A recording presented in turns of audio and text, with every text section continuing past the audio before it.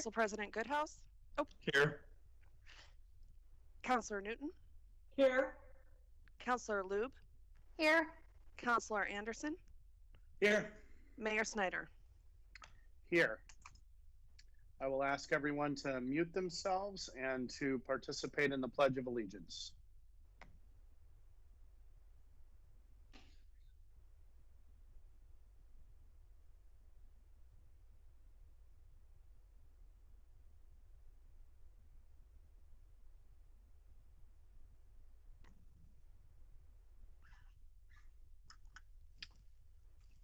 Okay.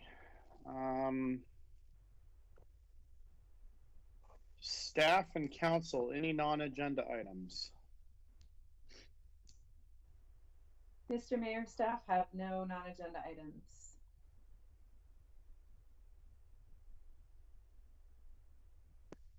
Councilor Newton, do you have one? I do. I guess I thought it was on the agenda. Thank you, Mr. Mayor. It's with great sadness that I let the community know that we lost former Councilor Nick Wilson last week. First, I want to acknowledge, I believe some of Nick's family is watching tonight. So I want to thank Suni, his wife, and his sons, Alex and Chris, and his daughter, Anissa, for sharing Nick with us. I had the privilege and honor of working with Nick when I was on staff for almost 2 decades. Nick was on the Planning Commission and serving as president for several years while he was on the commission from 1994 to 2002. He was on the Mayor's Blue Ribbon Task Force in 2001 and was on the Transportation Strategies Task Force from 2004 to 2006. He was elected to council in 2002 and served several terms in 2000 till 2012 when he was elected by his colleagues to be council president. I again had the privilege to work with him, and I always admired his tenacity and grace. He was very tenacious in his pursuit of what he thought was in the best interests of the citizens of Tigard, and he was very gracious in yielding when his positions were not always agreed to by his council colleagues. He was a landscape architect by profession, and he had a special affinity for downtown Tigard. He took, on his own time, he developed a plan to create a plaza in the area between Fano Creek and the building that Maxis is in now, and with a transition area, a green space into the Fano Creek Park area, and he shared it with his council colleagues, and they embraced it, and that led to what is now known as the Fano Creek Overlook. A few years ago, Nick made a commitment to the downtown. He moved his business from downtown Portland to some leased office space above Max's Fano Creek Pub, and I went to visit him a couple of times there and noticed that his window overlooked the park area that he had created the vision for and Main Street.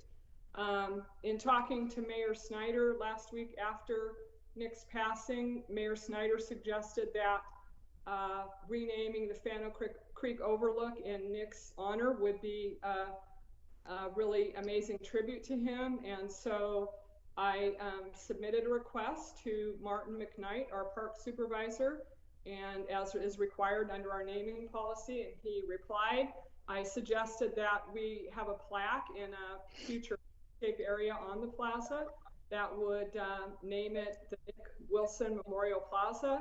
And Martin got right back to me, and the cost of that would be $575. So I'm asking the council to consider that request. I think it would be a fitting memorial to Nick, and I just think this community owes him a lot for the vision that he shared for this community and the tenacity with which he worked to accomplish what was accomplished during his service. Thank you, Councilor Newton. And I want to just acknowledge the significant contributions that Nick made to the people of Tigard over time. You know, working with him was a pleasure, and I think we all learned so much from him. You know, what's interesting to me, and I think it's important for our community to to know that Nick never really wanted recognition. And that's okay. But now we get to do what we think is right and recognize him, and that's what I think we're doing here. So I'll let other counselors comment if they'd like.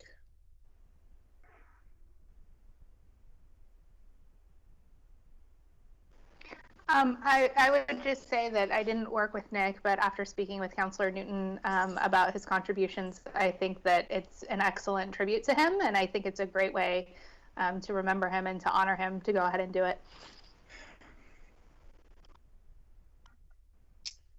Counselor Anderson or Counselor Goodhouse? Yes, I wholeheartedly agree. I was on the Planning Commission when Nick was on council, so we had a lot of great discussions. I think it'd be very fitting to have that plaque and to see that plaza come to life.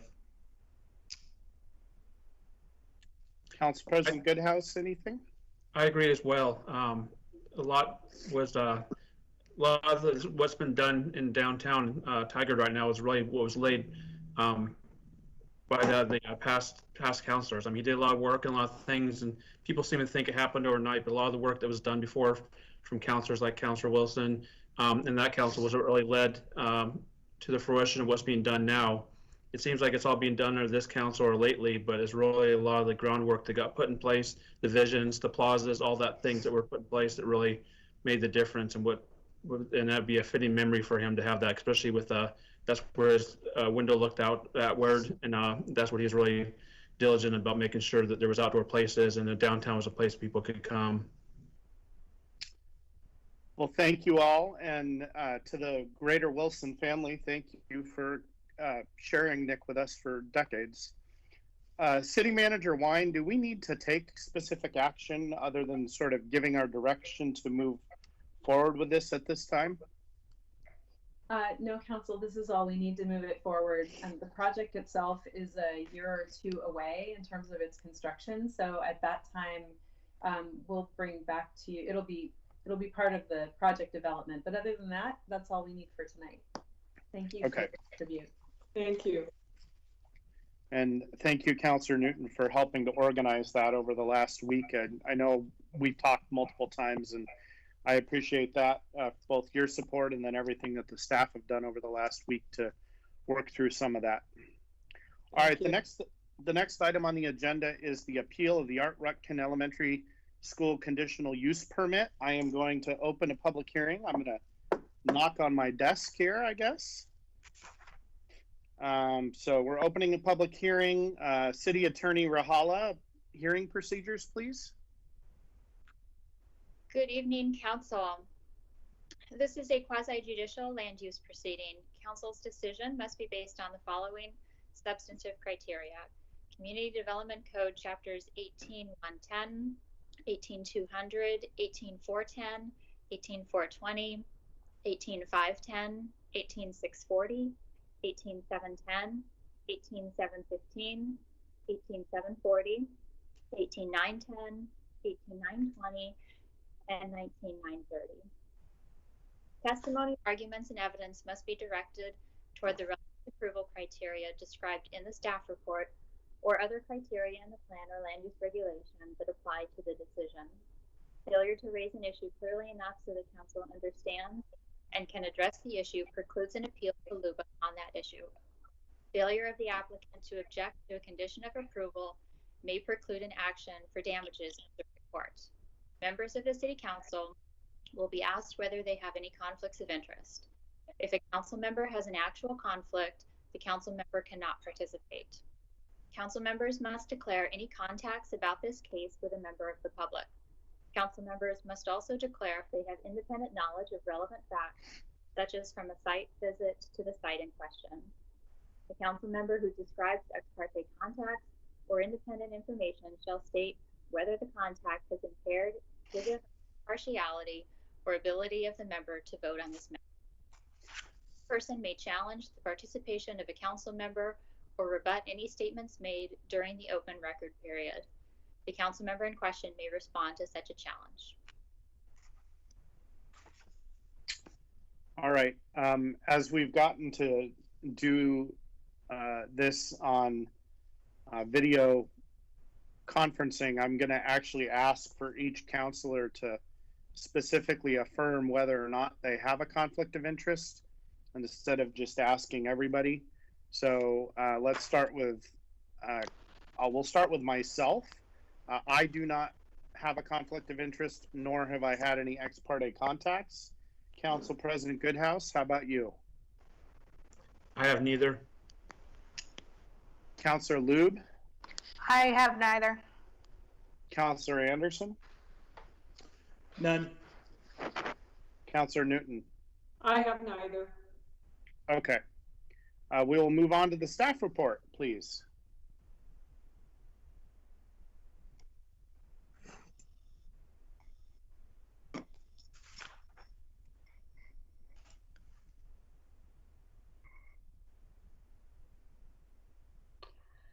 Good evening, Mayor Snyder and City Council.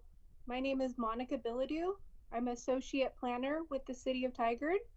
The item before you tonight is the appeal of the Art Rutkin Elementary School Conditional Use Permit. And as you're quite aware, we're proceeding a little differently with the hearing tonight as we change the procedures a bit to adapt to the COVID-19 emergency.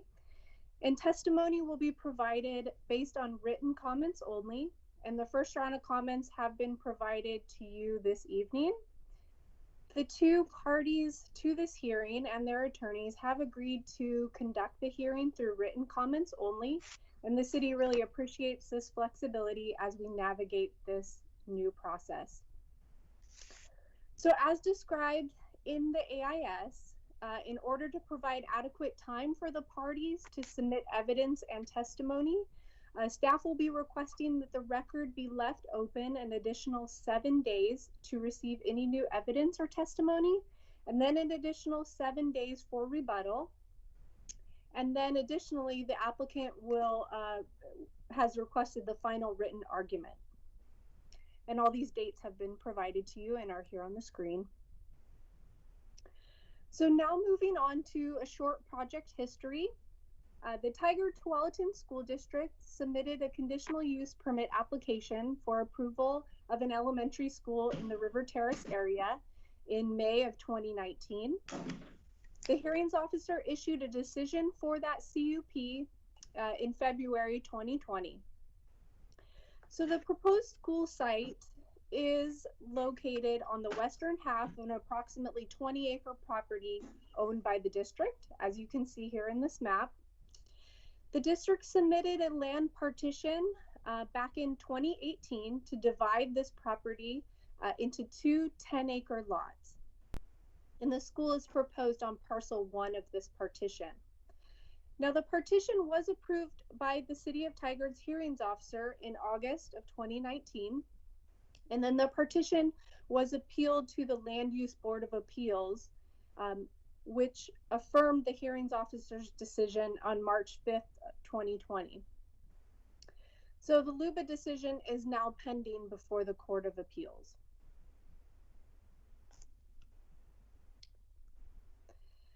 So the partition decision is final as far as the city's process is concerned. The fact that the LUBA decision on the partition is being appealed to the Court of Appeals does not change the fact that the city's process is complete as far as the partition goes. So therefore, the Tigard Community Development Code does not require the recording of the partition plat prior to the submittal of the CUP application. So the applicant may proceed with the CUP review process with the district accepting the risk that any partition approval could be reversed on appeal. And also, condition 29 of the CUP prohibits the applicant from starting construction of the school until the final partition has been recorded. So that's a little bit of background history. Now before you is the site plan for the proposed school development. And as you can see, there's roughly 51,000 square feet of elementary school that's proposed and 26 classrooms. We have the build out of River Terrace Boulevard along that western property. And then the community trail along the southern border there. And then we have two adjustments that are proposed with this conditional use permit. The first adjustment is for the amount of bicycle parking spaces, a reduction in that amount, and then also for the location of the bicycle parking spaces. And we worked closely with the district to design this in a way that we could support these adjustment findings. And then lastly, the sensitive lands review. And staff received testimony from Damian Hall, representing the Dressels, on February 20th, 2020. And the 6 items that were presented were addressed in the final order by the hearings officer, and staff and the hearings officer have found that the Art Rutkin Elementary School, as proposed, meets the Community Development Code, or will as conditioned. So therefore, staff's recommendation is to deny the appeal, uphold the approval of the conditional use, the adjustment and sensitive lands review permits, subject to the findings and recommended conditions of approval in the hearings officer decision. And as mentioned earlier, staff would like to remind council to leave the record open for an additional 7 days for the written comments, the 7 days for rebuttal, and 7 days for the written argument from the applicant. And that concludes staff's presentation, and staff is available to answer any questions that you may have. So this is Jason, and I guess what I'd like to do is just as a matter of process, make sure that, you know, I'm clear and the whole council is clear with this new process or adjusted process. It appears to me like we should not be conducting any deliberation tonight. And any questions should just be factual. And I guess I want to clarify both with staff and with the city attorney that that's accurate, that there should not be, since we're going to be accepting more written testimony and more information, that we should, from my perspective, not be deliberating. Is that accurate? Mr. Mayor, that's correct. We have May 12th scheduled for council deliberations. We would suggest tonight, if you have any questions on the staff report, ask factual clarification questions, but to not deliberate until you've received the entirety of the evidence. Okay, we're going to go around the council and check who's got questions. Staff, Councilor Lube. I don't have any questions. Councilor Newton. Yeah, just a couple real quick. I noticed that they're asking for an adjustment on the bike parking, but I want to be clear. It looks like ultimately they would be able to accommodate all the required bike parking. Is that correct, or did I misunderstand something? Over time. Currently, they do have a request to reduce the number, but they have indicated to us that if there is a future need for additional bike parking, they have a location set aside that they could add additional in the future. But as the condition is written and as shown, they show a reduction in what is typically or what's required by the code.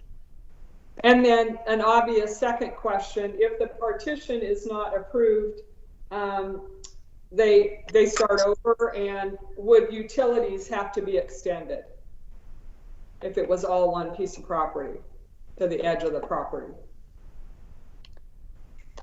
Correct. If they proposed a conditional use permit on the entirety of the property, then utilities, and you may want engineering to speak to this, but right, according to the code, they would have to potentially extend. Okay. Yeah, I think that's all for right now. Thanks. Councilor Anderson. It's not in code, but do we have a cost estimate for facilitating an extension of the sanitary sewer all the way up to the top?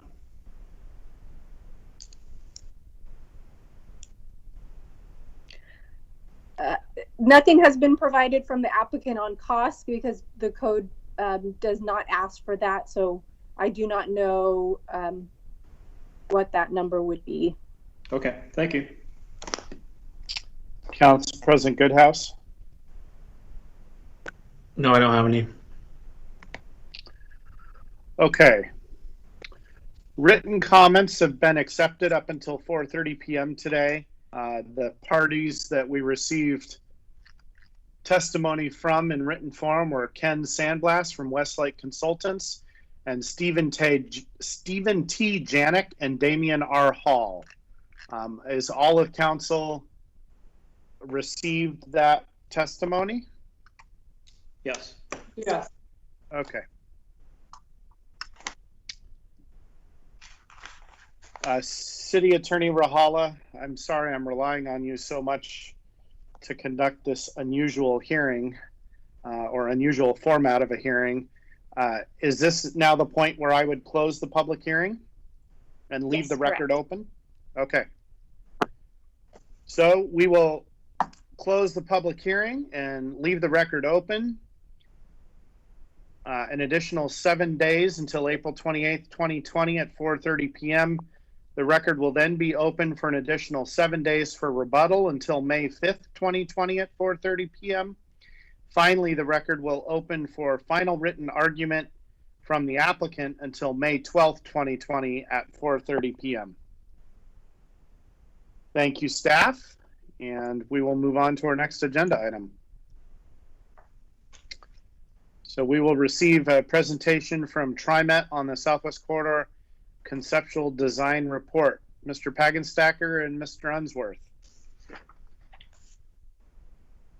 Good evening, City Councilors, Mayor Snyder. I'm Gary Pagenstacker, the Tiger Urban Design Team Lead for Southwest Corridor Project. I was here with you last January with an update for the Tiger TriMet MOU, which focused on Hall Boulevard and the Hall Station area and the status of the minimum operable segment. The latter is coming before you on your May 5th City Council business meeting with a resolution. Today, Dave Unsworth, Director of Capital Projects, and Jeb Doran, Senior Project Manager with TriMet, are here to introduce the draft conceptual design report, a point-in-time profile of the concept level design of the whole project with a focus tonight on the Tigard-Tualatin segment. I will follow the presentation with a closer look at Tigard's specific issue areas identified in your agenda item summary.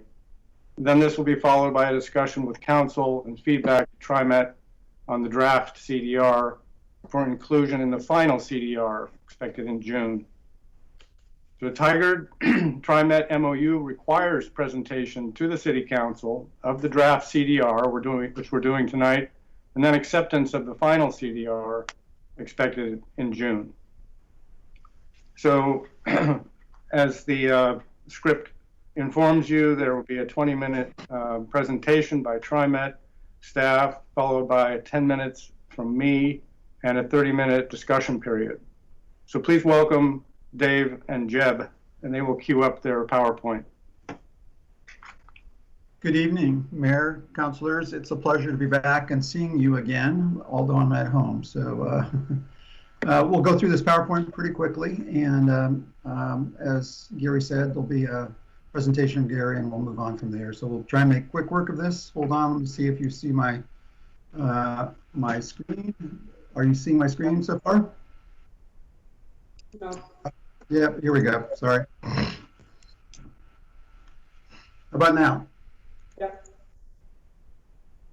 So we're here to talk about the Southwest Corridor Light Rail project. We'll run you through what the conceptual design report is and our status today. So as you know, if there's a flag that Metro has that we follow, it's the regional growth concept. It's connecting the dots with high capacity light rail. It's been around since the 1990s, and we've been doing that since then. So we've got 60 miles of light rail. And the last section that we don't have done is essentially this connection from downtown Portland downtown Portland to Tigard to Bridgeport. So our intent is to look to move that forward. And so, you know, you've known this for a while. There are 13 stations from downtown Portland. In the city of Tigard, there's a station at 68th, Elmhurst, Hall, Bonita, Upper Bones, and Bridgeport. We have the majority of stations. The nice thing is that it's congestion proof. So the travel time of 30 minutes that gets you from either downtown Portland to Bridgeport or Bridgeport to downtown Portland will be the same on its opening year as it is in the year 2050 or 2060. And we expect Metro's travel demand forecasting model predicts there's 37,500 riders year 2035 as we look at that. It's much, much more than just a connection, much like the Orange Line was. We're connecting communities, building communities. This is about 10 miles at least of sidewalks, more than 6 miles of improved bike facilities. In the downtown area, downtown Portland, there's about 1.6 miles where we put buses on the train tracks, and they get in from other areas faster and address the congestion. Currently, we think there's about 2,000 parking spaces that we would be providing with this project. And it's not just, as I mentioned about that, we signed an MOU, Memorandum of Agreement, with the City of Tigard, Washington County, Metro, City of Portland, to think about how we do things differently here, how we build this project with a different equitable lens. And I know the City of Tigard staff has been doing remarkable things with a number of coalitions doing the same thing. So part of that was really in 2016, something called the SWEDS, where we looked at doing things differently. Grants that came from the federal government went to both City of Tigard and City of Portland. In part because of the Southwest Corridor Line, Metro went out with a $652 million bond measure for affordable housing. Some of that will make a difference, I think, in the City of Tigard. City of Tigard is doing very well with its affordable housing, and where it's alleviated STC charges for affordable housing, it's really a leader in how we're moving forward. Part of that was to set an MOU and guidelines for how much affordable housing would be on property that TriMet owns at a later date. And we're not done. We've requested Metro's requested some additional Federal Transit Administration dollars, which you should hear about the next couple weeks. And there's an equitable coalition that is really based on the nonprofit, My Memorial Trust, hired Unite Oregon in order to represent the community out here. It's not government telling you what's good for you. It's basically the community helping us to understand how we can do a better job of serving them. I mentioned the affordable housing MOU and opportunities. You should know TriMet on its property today has in development about 525 units of affordable housing. We bring the property, we team with others. In this case, this is in North Portland. This is Reach Community Development and Prosper Portland, and Housing Affordability, or the Portland Housing Bureau, as we try and put in units there. The intent is to do that up and down the alignment, up to 250 units on property that TriMet owns and will own, hopefully, in the City of Tigard. And so we're pretty excited about that. We know our communities are as well. With the urging of your staff and Mayor, you had us sign a specific charter, which is how do you see housing and development occurring along the alignment? We're here to support you in doing that, like we supported the City of Portland that. We're looking at different alignments that can trigger better and different design benefits, and how we can improve transit-oriented development along the alignment. In addition, it's also responding to climate goal issues and concerns. So, addressing in this area, Barber Boulevard, none of the water that falls on that area is really treated. It goes into creeks where there are fish-bearing streams, and they are not treated right now. So we will end up treating 70 acres of impervious area, both in the City of Tigard and in the City of Portland. And we've got a hopeful way of working with Clean Water Services and your staff on Red Rock Creek and others to combine our forces as we look forward. But doing a lot of work. We've had high success with this on the Orange Line going out to Milwaukee, as we've partnered with the Corps of Engineers or Bureau of Environmental Services or others to make a better result of the project by itself. In this time, there'd be about $1.3 billion leveraged from federal dollars. Those dollars would not come to the Portland area. They're likely to go to Chicago or New York or LA. We're competing against the big boys here. And so we've been pretty successful in that in the past, and we hope to be that way in the future.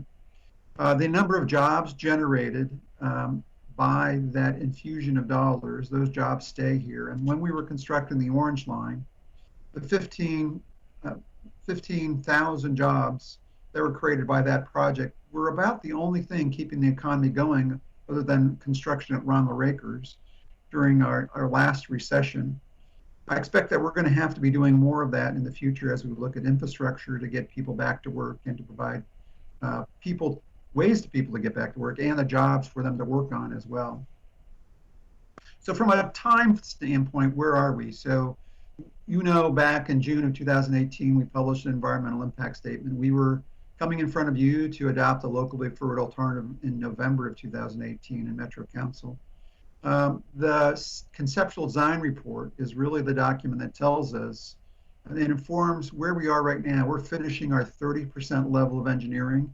It really informs, from a community standpoint, what do we need to do as we're working to advance the design. This summer, we expect to publish a final environmental impact statement. And up until 3 weeks ago, I could tell you we were certainly going out for a Metro regional funding measure. We may still well be. Expect that we will, because there's been a lot of pressure on Metro to put that on there, but that's still an open question that will probably be resolved in July of this year. And then if all goes well, we'll start in early construction in 2021 and really getting into a 2022 or so. Project opening up in 2027. I mentioned the conceptual design report. This is the cover to it. A good portion of the briefing that you're going to be getting is on the conceptual design report. It's really the overall vision for our project. It defines where the stations are, where our major structures are, really defines the corridor improvements, and we've used this as a public engagement tool to capture a lot of interest and understanding about the project. Jeb Dorn has been the principal staff that's been managing and working through this conceptual design report. And I'd like him to take over from this point forward. Jeb? Thanks, Dave. Mayor, councilors, it's really good to be here. I'm very excited to present the CDR material, the conceptual design report, to you. Several members of your staff, in particular Gary Pagenstecker, have been involved and working really hard to deliver this document, and so it feels good to finally have a chance to share it with you. So our CDR is centered around our project principles, goals, and objectives. These really are about embracing the project's purpose and need, both as defined in the FEIS, but it's really also a reflection of the project as defined in the FEIS and incorporating all those mitigations. It frames all of the project benefits and helps us guide our design decisions and choices as we move forward. Most importantly, these goals help capture all the local values and put them front and center in those decisions. The public input and the process really helps identify those core values and then checks in with the community to help guide resolution and make sure that we're on track. Next slide, please. The project is currently, as Dave mentioned, it's in project development. This is really about the phase where we work on publishing the FEIS and solidifying the locally preferred alternative impacts, mitigation, baseline scope, and costs. We're nearing the end of that preliminary or project development. And when we hit 30% design, we really shift from this focus on alignment choices to being more about localized design issues. We've heard from Portland, Tigard, Tualatin, and ODOT that there's a number of these design issues that have been identified, and we're currently working on those resolutions. We are committed to working with Tigard staff and finding acceptable solutions to these design issues. Our goal is really to agree on the direction and capture all of that in our 60% level of design, which is due at the end of 2021. And if possible, some of these updates we'd like to capture, if not on the plans in the final CDRs, we will definitely capture in our value statements so that we're clear on the direction that we're heading. Next slide, please. There's been a lot of public process around the project so far, and a lot of outreach is already taken place around the conceptual design report. Everything from mailings to surveys to focus groups, open houses, lots of outreach, all of that for the benefit of confirming those core values and being able to seek input on design direction. Next slide, please. This image is a general example of how all the pieces come together. It's really about the whole being greater than the sum of its parts. The design is always a work in progress and even into construction, so it takes several years really to complete this. The CDR is an illustration of what the project elements are, what it looks like, and where they generally are located. And in Portland, this here is really representation of what you see in Portland, where we're a center running alignment with stations in the street, 2 lanes of barber each side, and a lot of the land uses are adjacent to that alignment. In Tigard, it's a unique circumstance in that we are side running and our stations are on parcels. That really affords us a lot of opportunities where the transit-oriented development could be truly integrated with the station facilities. It creates some unique placemaking opportunities in Tigard. Next slide, please. So a summary of the project in this segment: there's 5 stations in Tigard linking key areas of the city. There's 2 stations, 68th and Elmhurst in the Triangle. There's the Hall Station that connects the historic downtown and the Hunziker Industrial Job Center. There's Bonita and Upper Boones Ferry, the 2 stations in the Durham Road Industrial Job Center. And then just outside of the Tigard city limits in Tualatin, the Bridgeport Station sits near Bridgeport Village. So the alignment itself, as you can see in this image, it's a good depiction of how it really travels over and under things in Tigard. Here it's shown, the alignment goes under Pacific Highway. There's no lane reductions or impacts on Pacific Highway, and we do that to avoid a lot of these critical intersections. And then fly over 68th, Dartmouth, Highway 217, the Freight Railroad, and Bonita. The alignment also crosses over a lot of environmental resources, including Red Rock Creek, in 3 different locations, Ball Creek and the Nez Wetlands. And then south of downtown Tigard, the alignment really parallels the railroad and I-5 to reach Bridgeport. Next slide, please. So the 68th station is important because it sits right at the edge of Tigard and southwest Portland, serving both Metzger, Crestwood, and the North Triangle area. And it includes service for some planned affordable housing on 68th Avenue. The station itself sits right at the top of the triangle and has some really great views overlooking the triangle itself. As I said, the alignment travels under 99W and then over the 68th intersection and Red Rock Creek. But the station itself is generally located at the same grade as Pacific Highway. There are bus transfers that we anticipate from the lines 93 and 94. As well as some improved pedestrian improvements to have some safe crossings at 64th and 68th.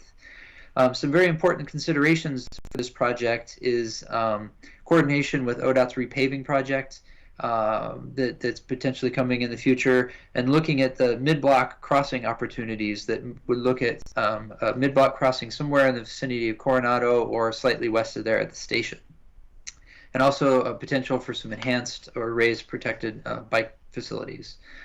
Another important consideration here is the architectural treatments to take into account both the urban and environmental context for both the portal and the overpass. Next slide, please. So the project is going to develop portions of 70th Avenue. This really helps support and build out some of the historic street grid that exists in Plan 4 and the Triangle.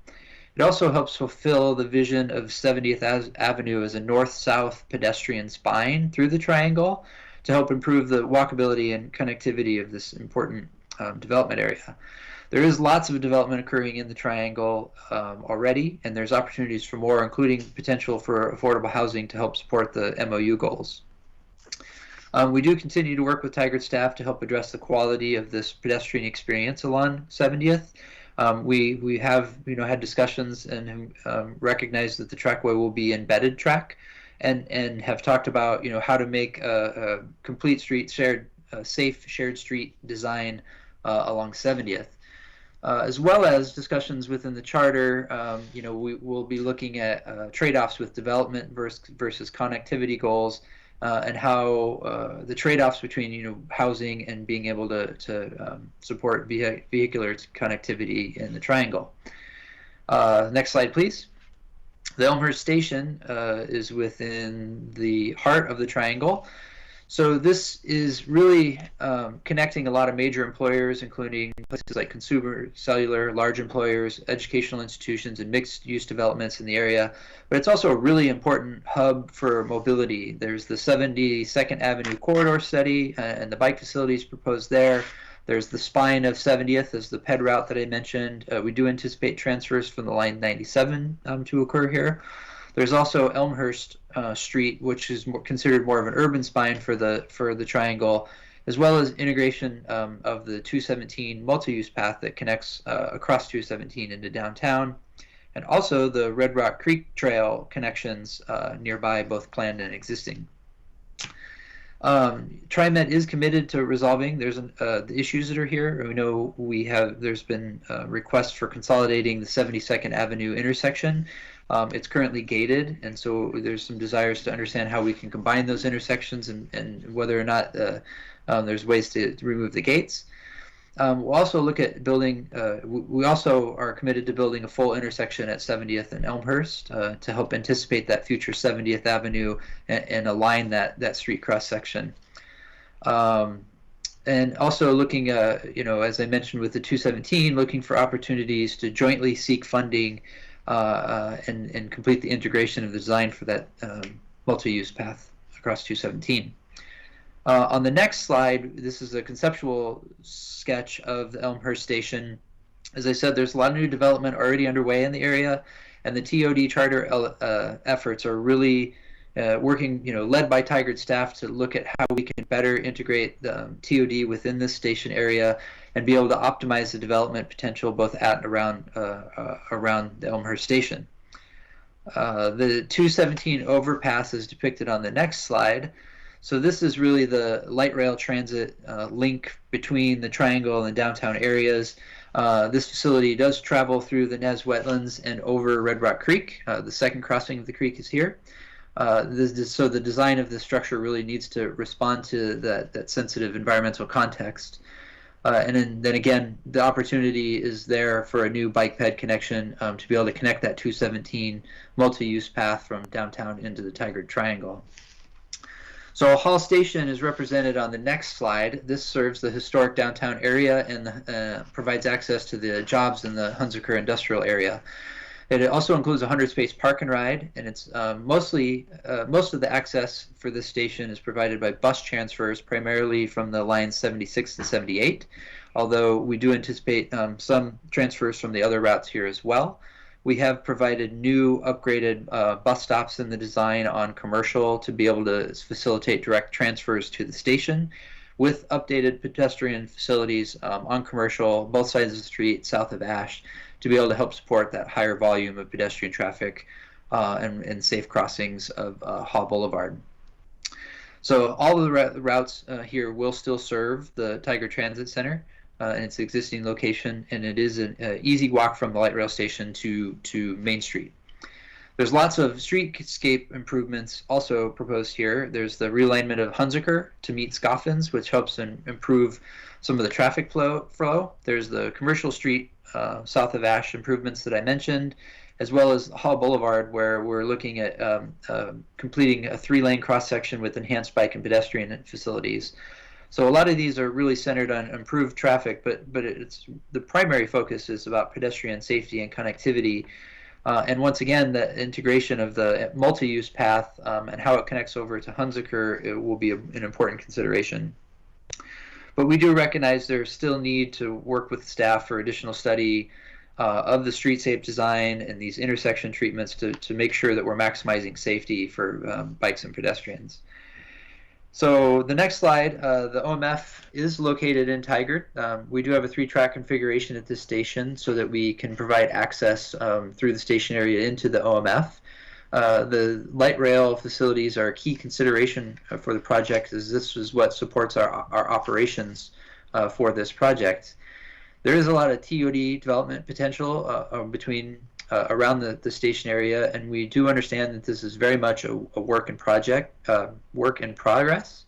So again, the staff at Tigard are leading discussions per the TOD charter on how best we can achieve employment-based development visions here in Tigard and around the station area.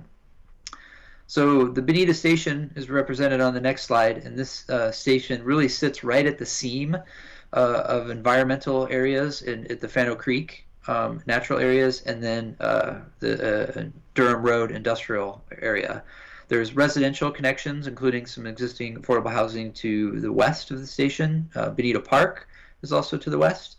And then, as I mentioned, the Durham Road industrial area has a lot of jobs that we're creating access to. The station itself is elevated in this picture it's shown over the roadway. So that is to help us avoid the freight rail and travel over the freight rail, as well as avoid some significant property impacts and be able to fly over Ball Creek that's just to the south. We do anticipate transfers from Line 37, and this station also creates access to the Fano Creek trailhead that's both existing and planned. There's additional study underway here to optimize that station location. Right now it's shown over the roadway, and we do need to better explore whether that's a possibility or whether we need to shift the station to the north of Bonita. And then, of course, aesthetics and station access will be key considerations here with an elevated crossing. So Upper Boones Ferry station is on the next slide. So this is access, creates access to the Durham Road industrial areas. It provides safer crossings at the 72nd Avenue, existing crossing, freight crossing there. It does provide a split platform configuration that helps provide safer train operations and how those train operations interact with traffic at the crossing. The 72nd Avenue as well as Lower Boones Ferry are gated crossings, and so we have additional traffic studies underway to help us understand traffic impacts and potential mitigations. And then finally, the last station, Bridgeport Station on the next slide. This serves the Bridgeport Village in downtown Tualatin. It also includes an up to 960 space park and ride, with multiple bus lines connecting in on the first floor of the transit center. The park and ride facility and the transit center are connected to the station through by a ped bridge over Boones Ferry Road, and the design is set to accommodate a future extension of this alignment. Traffic and mitigation studies are also underway here to address any congestion and connections to I-5 issues. The last slide here is a representation of the Bridgeport Village Station. It is a 3-track configuration here. This allows trains to enter into the platforms and be able to turn around for a return trip to Portland. And there are some ongoing design efforts here as well, looking at the potential to improve pedestrian connectivity to the station and intersection treatments at 72nd Avenue. The site is owned, as well as the park and ride site is owned by ODOT, and Tualatin has expressed interest in the development feasibility of these sites and whether there's an opportunity to help with some transit-oriented development here as well. So with that, I think that concludes our presentation for the CDR materials. And I did want to take the time to point out here, there is a flyover video that Dave and I had experimented trying to share with you that walks you through the alignment in a video. Unfortunately, it's pretty choppy and it didn't work with this particular presentation media. So if you go to that website that was up on the questions there, you can find that flyover on our website. Thank you. Thank you. Thank you, Dave and Jeff. They have an echo. I'm not sure why. So I'm going to share my screen if you want to.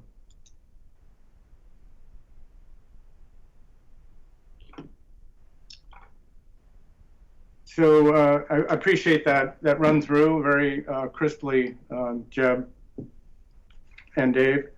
We are in partnership to improve regional mobility, where regional transit supports local transit-oriented community development, which in turn supports light rail ridership, a virtuous circle, I would call it.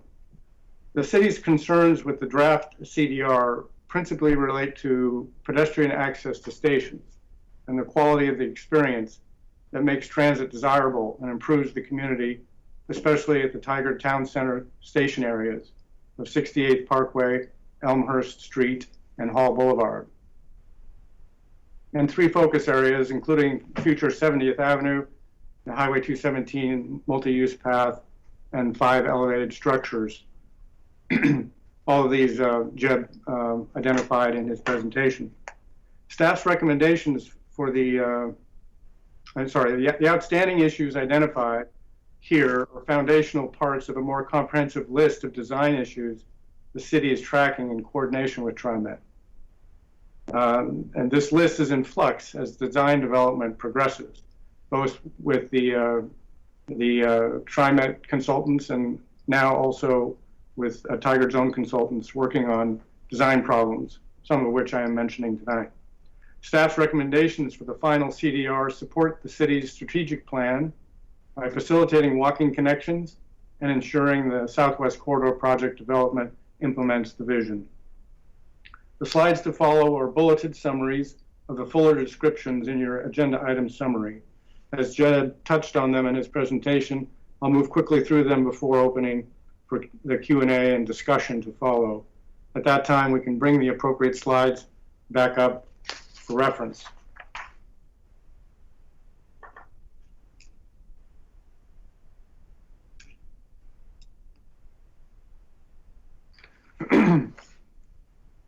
The 68 Parkway Station's location adjacent to Pacific Highway is a significant challenge for cyclists along Pacific Highway and pedestrians crossing from the north. And the elevated structures that will span 68 and the future Red Rock Creek Trail will visually dominate the pedestrian network. The light rail transit infrastructure and the spaces created for connections from bus to light rail and along fronting streets must be scaled for a safe, comfortable, and desirable pedestrian experience. So staff finds the CDR needs to show the essential features of a pedestrian-friendly station area designed to promote walkability and accessibility for all. So we can explore this with the image, and I want to leave those explorations as directed by council's interest in the issues that I'm raising.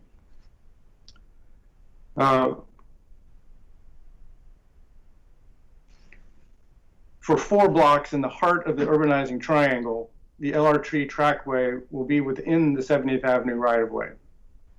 To ensure the trackway is designed to add value to the public realm and does not become a barrier, the CDR needs to more fully address the quality of the pedestrian experience along 70th. This will be a primary station access route within the neighborhood. The Elmhurst station area is central to the triangle. A network of local streets and connections west over Highway 217 to downtown and south along 70th to the Tigard Lake Oswego Regional Trail are planned. The station area design should optimize this connectivity and provide first last mile mobility options for access to Tigard Triangle jobs, education, and residents.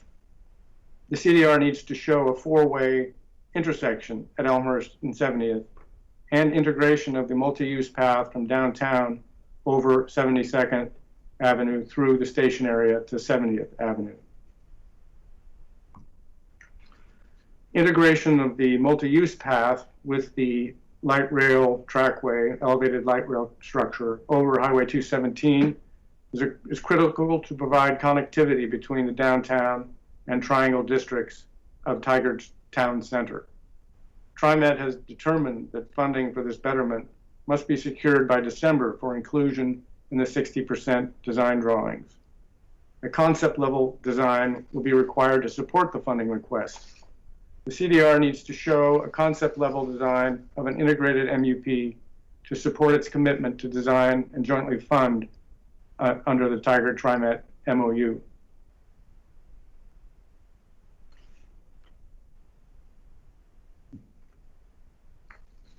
The Hall Station area is complicated by the adjacency of the proposed operations and maintenance facility, the redesign of Hall Boulevard, and the desire for suitable transit-oriented development sites.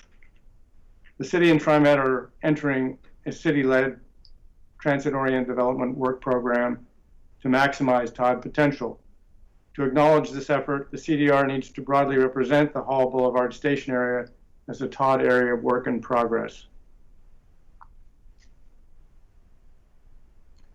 There are 5 significant elevated structures proposed within Tigard over 68th, Red Rock Creek, Dartmouth, Highway 217, and Bonita. These structures will be the most visually impactful elements of the LRT alignment for most people moving through and around Tigard, experienced at both the landscape and pedestrian scales. Although the CDR does include 3 elevations and notes the design mitigations for visual impacts will be considered, the detail of how this will be accomplished needs to be better represented in the CDR. The CDR needs to better represent elevated structures in Tigard and identify specific contextual elements to be considered in their design development.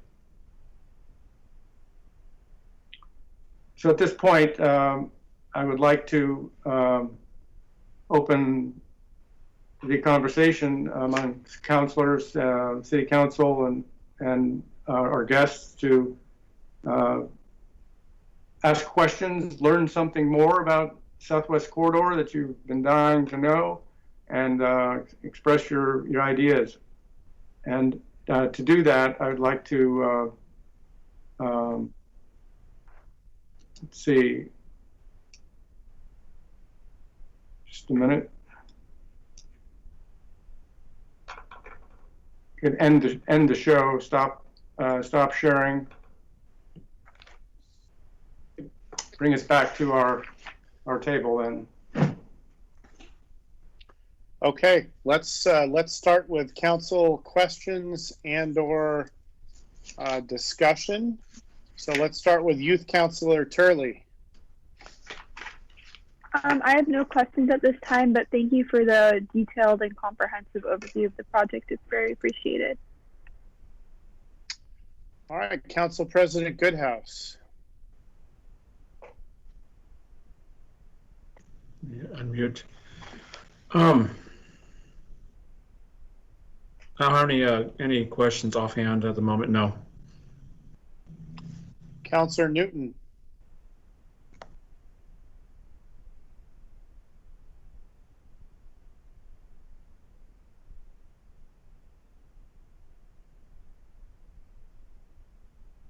Councilor Newton, you may be on mute speaking, or perhaps we've lost you.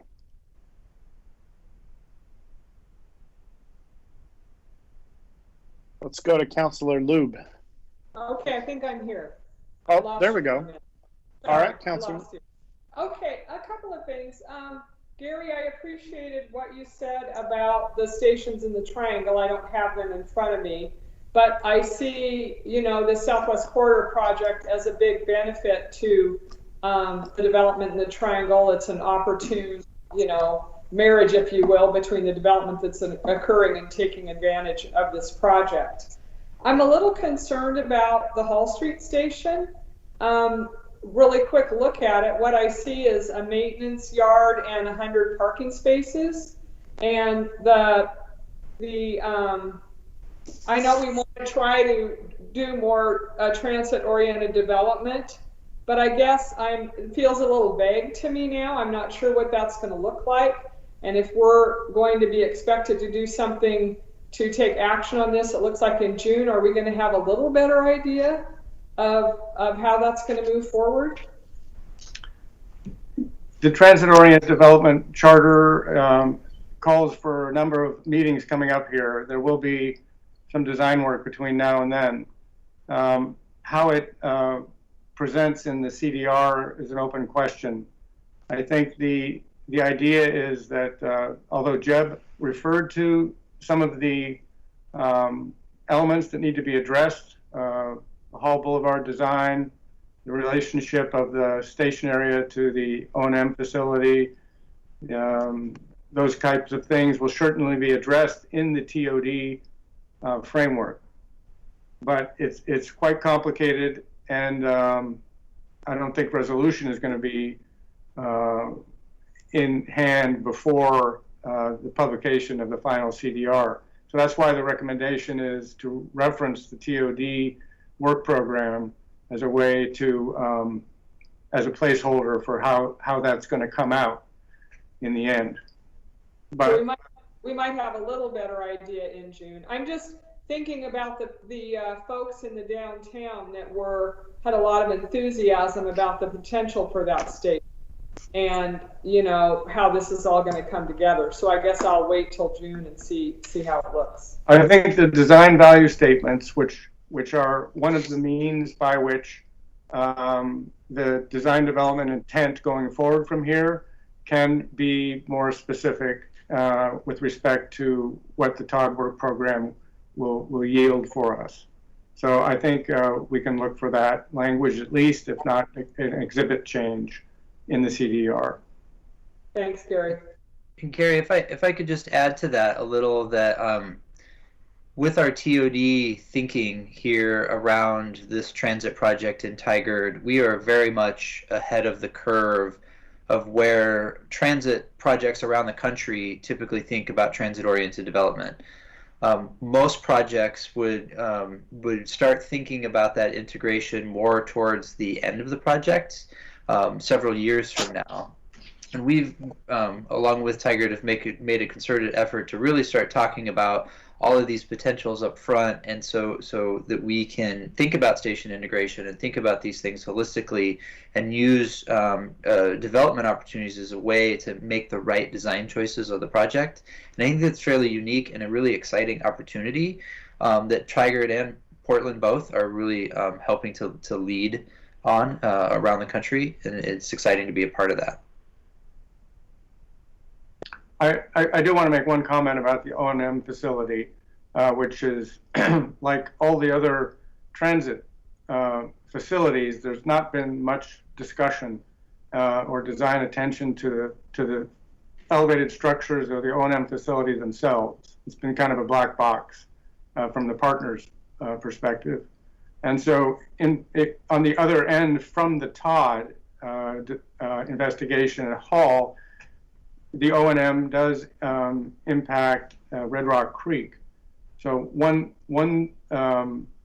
addition to the CDR could be, how does the O&M facility at the natural resource end impact the resource, and what are the mitigations available to us to consider mitigating for that impact next to the stream corridor, but also a floodplain there.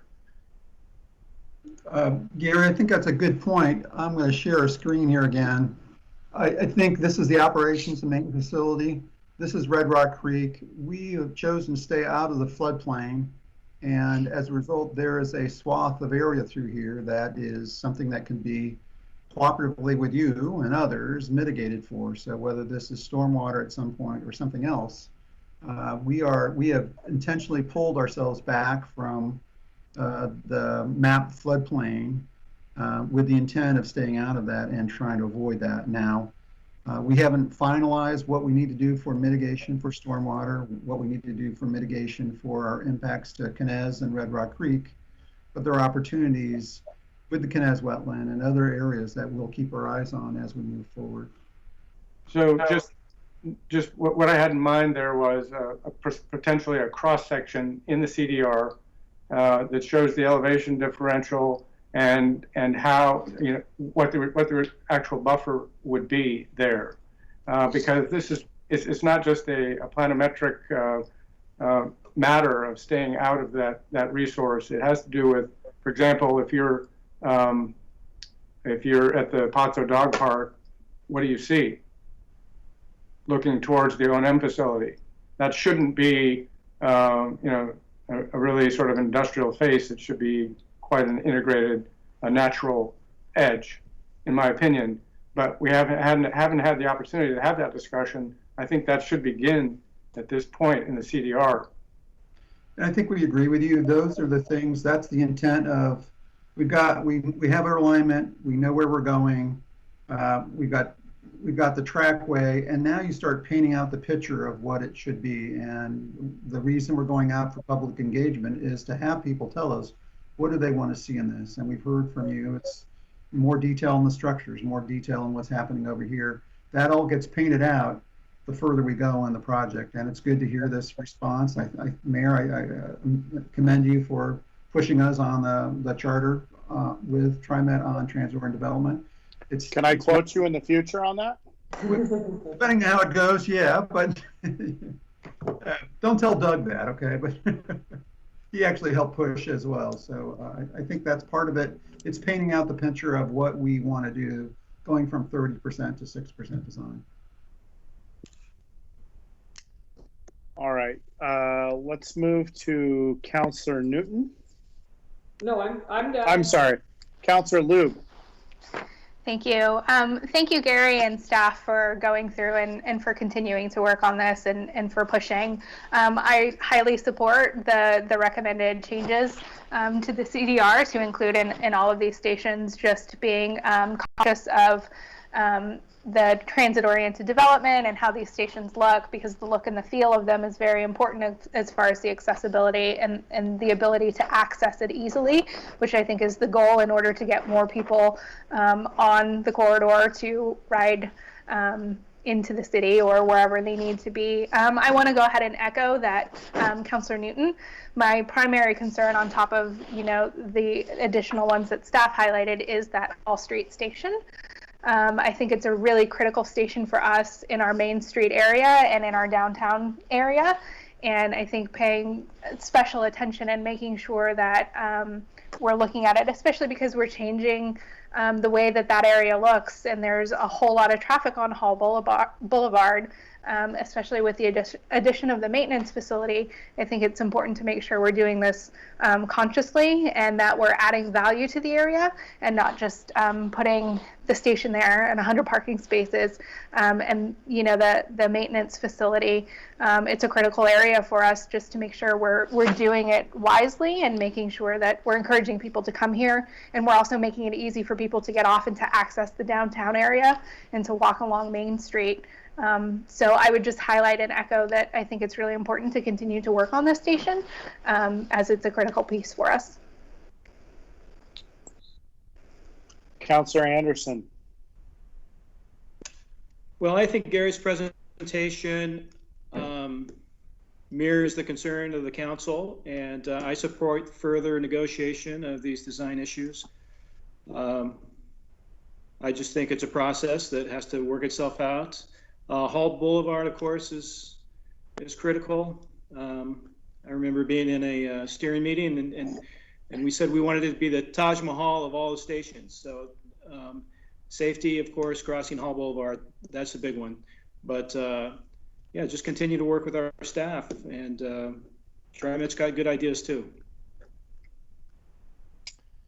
So I will add my 2 cents, and I guess in addition to, I think the comments that have been made about the Hall Boulevard station, I echo those. I'm not going to repeat them, but I will emphasize them. But I also want to make sure that there's appropriate focus and recognition about the partnership that we need to have and the focus together on the making sure that the crossing of the 217 ends up being a multi-use purpose bridge, and that it's not a transit only or specifically a light rail only facility. So I just want to emphasize that in my comments. Does any other member of the council have further follow-up or questions? I do, Councilor Goodhouse. Council President Goodhouse, go ahead. I was just gonna echo the same thing around the Hall station, that's really what our plans with the city to, especially with us not getting to be on the other side of Hall, that really needs to be a lot more spaces, a lot more development done in that area, and whatever can be done for less of the maintenance yard. I think what, like Gary was saying, if that's going to be something where the rest of the area sees that or something that's really going to be valuable property in the future, and we really need to have a lot more development in that area, a lot more parking.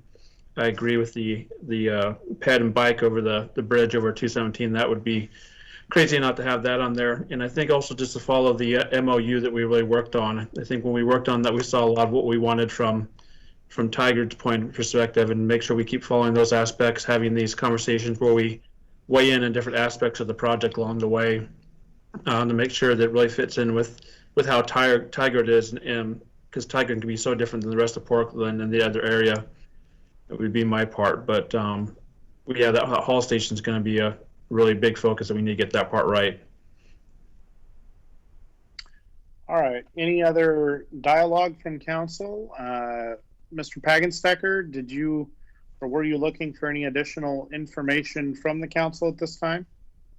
I just want to share that the Todd staff team is really excited about the prospects, and we're finding that TriMet is a very willing partner in developing the Todd program, and that's exciting. Also, we have indications that that we're in solidarity with TriMet pursuing the design and funding for the Highway 217 integrated MUP. So I'm a part of this process, and I'm excited about it. I think thanks to your leadership, council, and working with TriMet's leadership, we're making progress. Thank you for that. I appreciate that. Any final comments, anybody? We will move on to the next item on the agenda, and I want to thank the TriMet staff on tonight for giving us that excellent update, and Mr. Pagenstecker, thank you for staffing on the Tigard side. You're quite welcome. Thank you. Mayor, thank you and your staff. Thank you. Thank you. Thank you for your time. Thank you. All right, let's move on to item number 4 on the agenda, which is to consider a resolution authorizing an operating agreement with Washington County for Community Development Block Grant Joint Entitlement. Mr. Warren. Good evening, Mayor Snyder, councilors. I'm Skylar Warren in the Department of Community Development, Senior Planner. I'm going to share a screen here for presentation.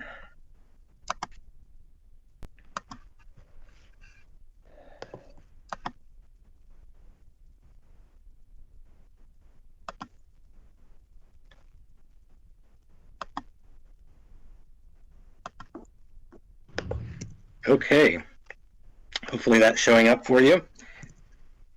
I'm here to discuss the city's pending notification of eligibility for entitlement under the Community Development Block Grant Program. This agenda item tonight will serve as both a request for action as well as a briefing on a future action that the council will be asked to make later this spring. So a little bit of background on the Community Development Block Grant Program. This is a federal program that's been around for about 40 years now and provides annual grants to states, cities, and counties. Purpose of this program is really centered around housing, and HUD's guidance on it is that it's to provide decent housing and a suitable living environment and to expand economic opportunities. When this program started in the late 70s, none of the communities in Washington County was actually large enough to qualify for funding in the program on their own. And so they got together and formed a consortium with Washington County to qualify as an urban county. Since then, over $69 million has been invested locally through that consortium. And the typical program activities that are funded are infrastructure improvements, public facilities, public services, and then housing.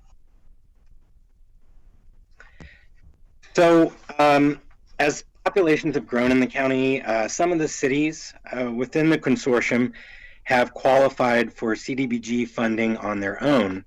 The first was Beaverton, and they elected to take their full CDBG entitlement starting in 1994.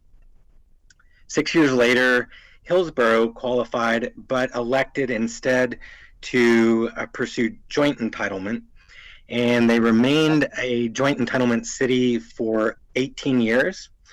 They are now a full entitlement city as of 2018. All the other cities within Washington County participate as consortium members. So the city of Tigard was first notified of its eligibility for entitlement in 2014. The threshold for entitlement is a population of 50,000, so that was the first 3-year cycle in which we qualified.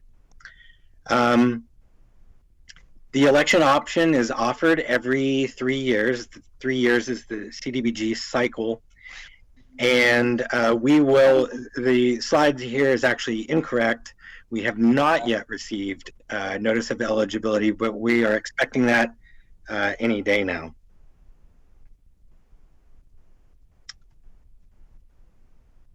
And I've lost, there we go. So with eligibility, there are 3 options that the council is presented with each time. Council was presented this option in 2014 and in 2017, and now a decision will have to be made for the funding year that starts in 2021. Option 1 is to decline the entitlement and retain the status quo as a consortium member with Washington County. Second option is full entitlement, and the final option is joint entitlement, and I'll explain those a little bit more here. So no entitlement, opting for the status quo. The city would just sign the standard IGA that it has signed in each of the previous 3-year cycles. The county will be responsible for the federal program compliance. The biggest difference is that the city is going to compete for grant funds from year to year, the same as other cities or nonprofits or anyone else who wants to compete for CDBG funds. The city participates on the Policy Advisory Board. And another key difference is that the city remains ineligible for programs that are based on entitlement. So I would flag 2, relatively recent entitlement eligibility options that came up. One was the Metro Affordable Housing Bond Fund. The funds went out to cities that were CDBG entitlement communities. So if the city had been an entitlement community during that time, it's possible that the city would have received some direct funds from that affordable housing bond. The other is the recent stimulus package, the CARES Act. CDBG funds were, program funds are being sent out to entitlement communities, so the city would have been directly eligible for funds under that program, as opposed to those funds going to the county and the city competing for those funds. The full entitlement option would mean that the city takes the full allocation under the federal formula. The city would not sign an IGA with the county. The city would be responsible for all federal program compliance and would not participate in the Policy Advisory Board. This option not recommended. The staff impact and the budget impact, especially with the federal compliance component of taking the full entitlement, is very high. The third option is that of joint entitlement, and under this option, the allocation for the city and the county is announced separately. Thereafter, the funds are actually placed into the same account with HUD, and the city signs IGA to remain in the consortium. And the key difference is that rather than competing for grant funds annually, the city retains a portion of its entitlement to put toward programs annually that the city wishes to pursue. The city does remain a member of the Policy Advisory Board. That's a key thing to know. And the county retains the responsibility for all federal program compliance. As a first step in that process of joint entitlement, the city signs an operating agreement to lay out the terms of the joint entitlement. And this is the option that staff is recommending this evening. So the first step in this process is the city is notified of eligibility. As I said, we expected it to happen by tonight, but it has not happened, owing perhaps to delays due to the public health emergency. But the next step, or it can precede that step, is for the city to sign an operating agreement with the county, and that's tonight's action. And then later in the spring, the city would accept entitlement, and the city and county would sign a separate intergovernmental agreement. The key difference between those agreements is tonight's agreement sets out the very specific terms that the county and the city agree to, and that second intergovernmental agreement sets out the federal terms for joint entitlement. So we don't really have a lot of say in what that document's going to say, and neither does the county. It's basically a HUD template document. The city would then receive its first entitlement in July of 2021. Terms of the operating agreement for tonight are that the city retains 50% of its entitlement annually. That is projected to be, the entitlement is projected to be around $260,000 currently. So the city would get $130,000 annually. The remaining 50% stays with the county, 20% covers those administrative costs, 15% goes to the public service projects in the competitive program, and then 15% to other programs. One stipulation that we asked for from the county is the city would be able to carry over up to half of its entitlement each year, because sometimes we might want to have a larger project in one year, or we might not be able to spend all the funds in one year. And that we would retain our seat on the Policy Advisory Board. The projected use of the funds are that it would be combined with the construction excise tax funds, and early priority programs include down payment assistance that would most likely be done through a community land trust, and ADA retrofits of some of our intersections. That's a key part of the city's goal to be more walkable.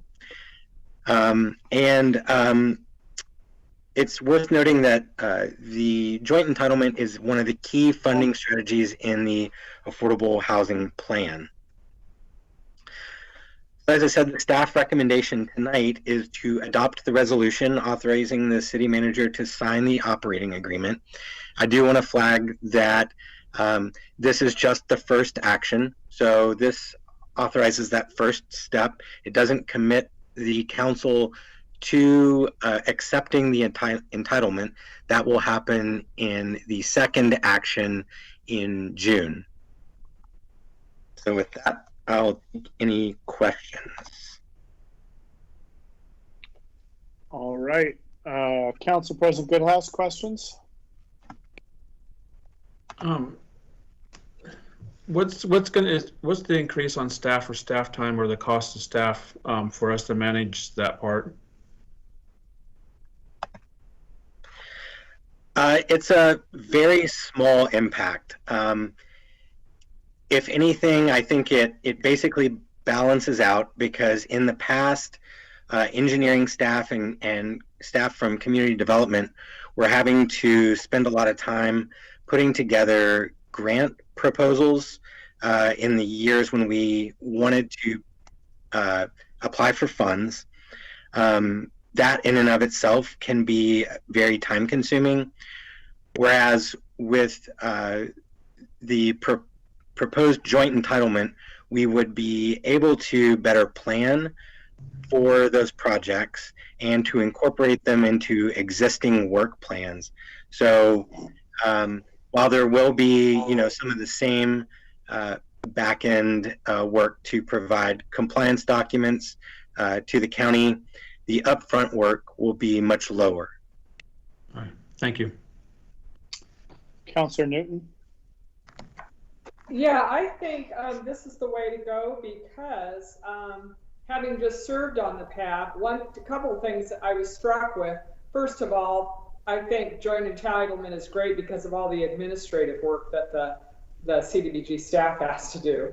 Secondly, when I was reviewing applications, I was struck with the fact that for the first time, the city of Tigard has a pretty robust affordable housing plan. And as I was reviewing applications, I was thinking, geez, it would be great to have a funding source like this to help us, fund some of the goals in our affordable housing plan. So I think the city is in a good position to take advantage of the funds appropriately around the goals of what CDBG is about. And so yeah, I think this is the way to go. And I don't really have any questions. Sorry, I just. No, that's fine. Questions, comments? Councilor Lube. Thank you for your work and the background on this, Skylar. And Liz, thank you for your perspective, or Councilor Newton, thank you for your perspective. I do have a question. Do we see in the future a tipping point in which it would make sense for us to be our own entitlement recipient? Yes, there is a point somewhere between now and some undefined point in the future where I think it's going to make sense for us to make the jump into full entitlement. The nice thing about joint entitlement, and I think this is why it was so successful for the city of Hillsborough, it's sort of like training wheels for the Community Development Block Grant Program. So it offers us the opportunity to be a little bit more autonomous than we were before, but still, sort of under the wing of the expertise of the Office of Community Development at Washington County. They've got a lot of staff there who've very well versed in federal compliance with this particular program, and it's an opportunity for us to learn alongside them and to really get ready for a day when we would be a full entitlement community. This sounds like a really great stepping stone then for us to go ahead and move into that direction. So thank you again for your work, and I support this. Thank you, Councilor Lube. Councilor Anderson. No questions. I support this step. Youth Councilor Turley. No questions as well, and I also support this step. Thank you. Mr. Warren, would it be, if we're following kind of in the footsteps a little bit of other Washington County cities, this would start to make sense financially and operationally when we have a population I'm responding a little bit to Councilor Lube's question about when it would make sense. Is it accurate that you would estimate that would be somewhere when our population is above 80,000 or near 100,000, like the other two communities? If I had to hazard a guess, it would be around that threshold. You could certainly do it a little earlier, and I think Hillsborough was a little under the threshold where the program was completely self-sufficient in terms of staff time, but they opted to fund elements of the CDBG program or supports for it from their general fund in order to ensure that all the CDBG funds went out into the community as opposed to covering administrative costs. So I think it's just a policy decision to be made at some point when the cost benefit of the various factors there makes sense for the city. Thank you. Do we have a motion? Councilor Lube, I move to approve resolution number 20-20. I second that, Councilor President Goodhouse. Okay, it's been moved and seconded. City Recorder, please read the number and title of the resolution. Resolution number 2020, a resolution authorizing the city manager to sign an intergovernmental agreement with the Washington County Office of Community Development, setting out the operating terms for joint entitlement in the Community Development Block Grant. City Recorder, please conduct a roll call vote. Council President Goodhouse, Yes. Councilor Newton, Yes. Councilor Lube, Yes. Councilor Anderson, Yes. Mayor Snyder. Yes. Thanks. Okay, resolution number 2020 is adopted unanimously. Thank you. We'll move on to item number 5. Just consideration of a resolution extending the emergency declaration related to COVID-19. City Attorney Rahala. Thank you, Council. On March 17th of this year, Council passed a resolution ratifying the emergency declaration regarding COVID-19. That declaration was set to expire at the end of this month, 12 p.m. on April 30th. The city needs additional time in order to respond to the emergency.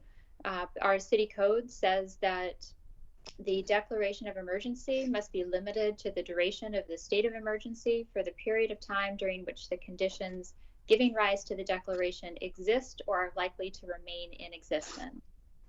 Based on the best information we have in talking with the city's emergency operations staff and other jurisdictions, we are guessing that 12 p.m. on May 31st, 2020 is a good guess for us. Again, if it happens to be sooner, we can shorten it. If it happens to be longer, we can extend it. So this action would extend the resolution or the declaration of emergency until May 31st. It is similar to the original resolution with 2 differences. The first difference is in section 4B. The original declaration just delegated authority regarding contracting to the city manager, and it delegated authority from the local contract review board to the city manager.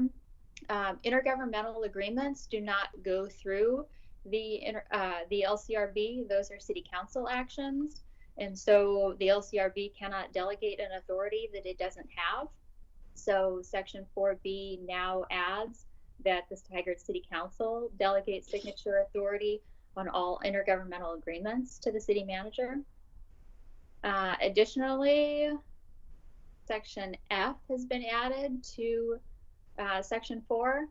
Our city code requires that when the city is seeking outside assistance, that it includes certain language in the declaration of emergency. So we are adding that language here. Basically, we want to allow for the flexibility to seek outside assistance, most specifically related to cooperative acquisition of personal protective equipment. And the section 4F authorizes the city EOC to make those acquisitions. Other than that, it is exactly the same as the original declaration. So staff requests approval, and I can answer any questions. All right, questions or a motion? Councilor Lube, I move to approve resolution number 20-21. Councilor Newton, I'll second. Okay, it's been moved and seconded. Any further discussion? City Recorder, please read the number and title of the resolution.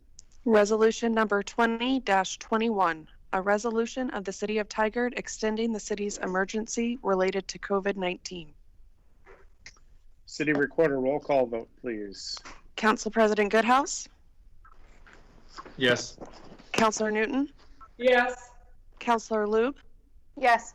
Councilor Anderson, Yes. Mayor Snyder. Yes. All right, resolution number 20-21 is adopted unanimously. And that will take us right into our next topic, which is to discuss follow-up on the city's response to COVID-19. City Manager Wine. Thank you, Council. I'm going to share my screen. See if this works.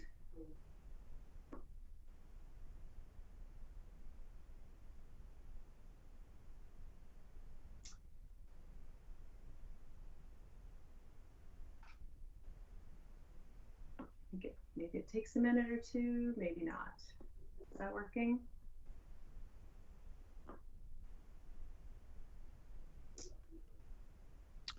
I am not seeing it. No. There we go. Maybe, no? Okay, we're seeing your screen now, but it's showing us. There you go. Okay, thank you.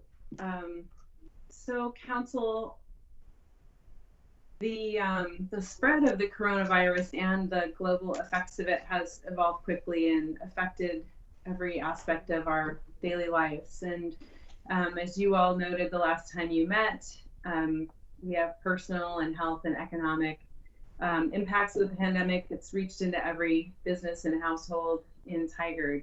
So in light of this, back on your April 7th council meeting, you had some initial questions about what the city will do and what the city will do next that we, staff, wanted to give you a chance to discuss further. So the effort here is to answer some of the questions that you raised on April 7th. I recognize you probably have more questions in addition to guidance that I'll be seeking from you tonight about whether through this discussion there's anything more that you would like to either consider or suggest. So I'm going to just briefly go through some of the questions that you raised, and I recognize that we gave you a pretty extensive written memo in response to some of them, so I'm not going to go over that in detail. But I'm just going to recap the questions you asked and then quickly go through the staff's response and some other information that you might want to consider before you give guidance about what to do next. So here are the issues that council raised on April 7th that you wanted more information about or for us to be thinking about. Leadership team of the city and the EOC staff have been researching these questions, and that resulted in the staff report that you received. And I want to thank everyone who pulled a lot of information together in a very short amount of time to try to just share with you some options and some alternatives for what could be done next. And I think that we're all working hard to figure out what Tigard needs most right now and how we'll best address it. So I'll be asking you for some consensus about your guidance and whether and what you want to move forward. So sorry, the 5 questions. Let's see, where are we here? First is utility rate relief. Is there anything related to our utilities that we should be changing or helping the community with? And I'll walk through those options just briefly in a minute. A question the council had also was, what are departments doing? What services are still being provided? Are there services that are being provided that we should be thinking about differently? You asked whether our police and public works and the folks who are still working on site have the resources that they need to do their jobs. There was a priority and an emphasis placed on the need to continue to do community outreach and to get input from the community about needs. One of you asked whether or not there would be a phase 2 of the assistance programs that we've put in place. And then finally, there was a comment about trying to enhance or expand digital access in Tigard before and after this public health emergency. So first, just briefly related to rate relief options. One thing that you asked us to explore was whether the scheduled utility rate increases that are scheduled to take place on July 1st should be delayed.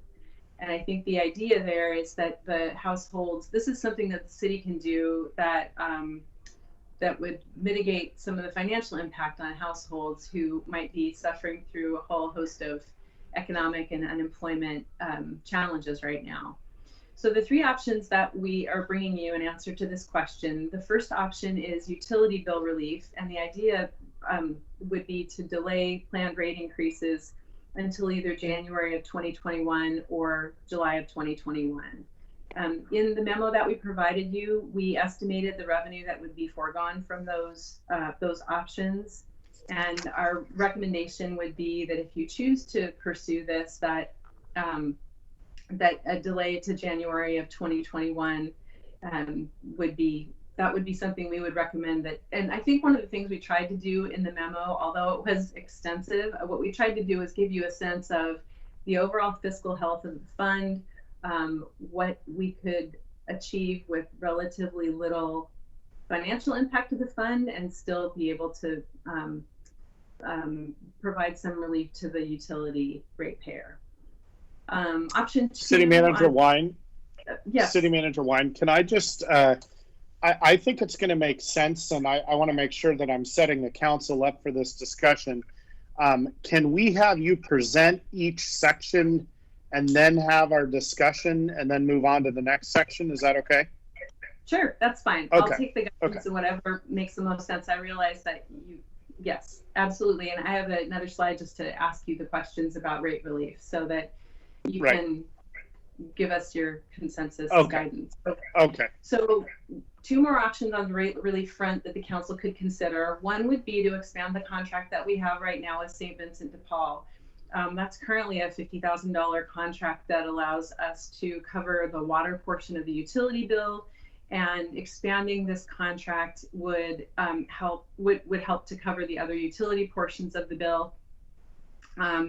The challenge with this contract is that the only folks who qualify for it are folks who are qualified under HUD as low income. So it's a fairly narrow band of utility ratepayers, but it is something that we could do to try to expand the financial support that we provide for to help with utility payments. The third option would be to explore a program where the city would waive the base charge for water for those who are unemployed. That would have a broader reach for utility customers and would require some staff to implement. So it'd be something where if a household had experienced unemployment, they would show documentation that had occurred, and then a waiver could be put in place. So and I'll just jump to the end of that section and say that if you were to exercise all of these options across all of our utility funds, the overall impact to those funds is about $2 million, but we tried to bring you viable rate relief options that we could put in place. I know that our Finance and Information Services Director, LaFrance, is part of the meeting tonight. If you have specific questions about either fund impacts or the way some of these programs might work, I know he's available if you have questions about them. As I said, I'm just going through these briefly, but if you have questions, we can go through them in more detail. So my question for the council would be, is there anything about these options that you'd like to give us guidance about? And anyway, I'll leave it there and find out if you have questions or ideas that you'd like to explore further. I want to make a couple comments first to help further clarify the both on the prior slide and on this slide. I think the statement about waiving 10% of water base charge for unemployed, what's really intended by that is to waive the entire base charge for unemployed, but that will be, you're expecting it to be about 10% of ratepayers, correct? I just think the slide or the way it's summarized is maybe not reflective of what was intended. I'm sorry. Yes, I'm sorry. The 10% refers to the impact on the water fund. Okay. The second thing I want to clarify is whether or not there's an opportunity to change the criteria that that St. Vincent de Paul is administering. Do we control the content of that, or do they? Or is there some, like, for example, could we tell them, yes, keep the criteria you've had, but also we're going to give you additional money and we want you to also administer this for anyone who's become unemployed over a certain time period or something? Mr. Mayor, this is Toby LaFrance, Finance and Information Services Director for the City of Tigard. And we have started that very discussion with St. Vincent de Paul. Early indications in that discussion are that they would be able and willing to undertake the administration of option number 3, where we would be waiving the base water charge for people who can document their unemployment status. So that is something that they may be able to do. We would need to have more in-depth conversations before we could say definitively that yes, that's something they will do. Okay, so let's start going around the council, getting input and feedback on this particular set of topics. So we're talking specifically about utility rates and utility bills. Let's start with Councilor Anderson. Well, I support the delay in the rate increases to January 2021. I could expand the utility assistance contract with proof of unemployment, either through St. Vincent de Paul or otherwise. That's going to take some additional staff, I suppose, to prove the unemployment. But I would be for that. All right, Councilor Lube.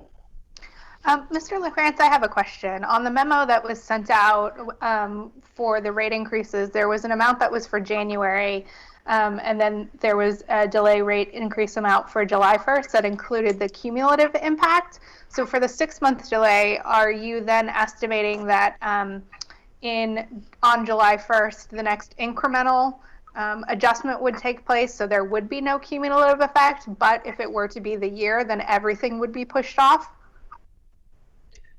That's exactly correct.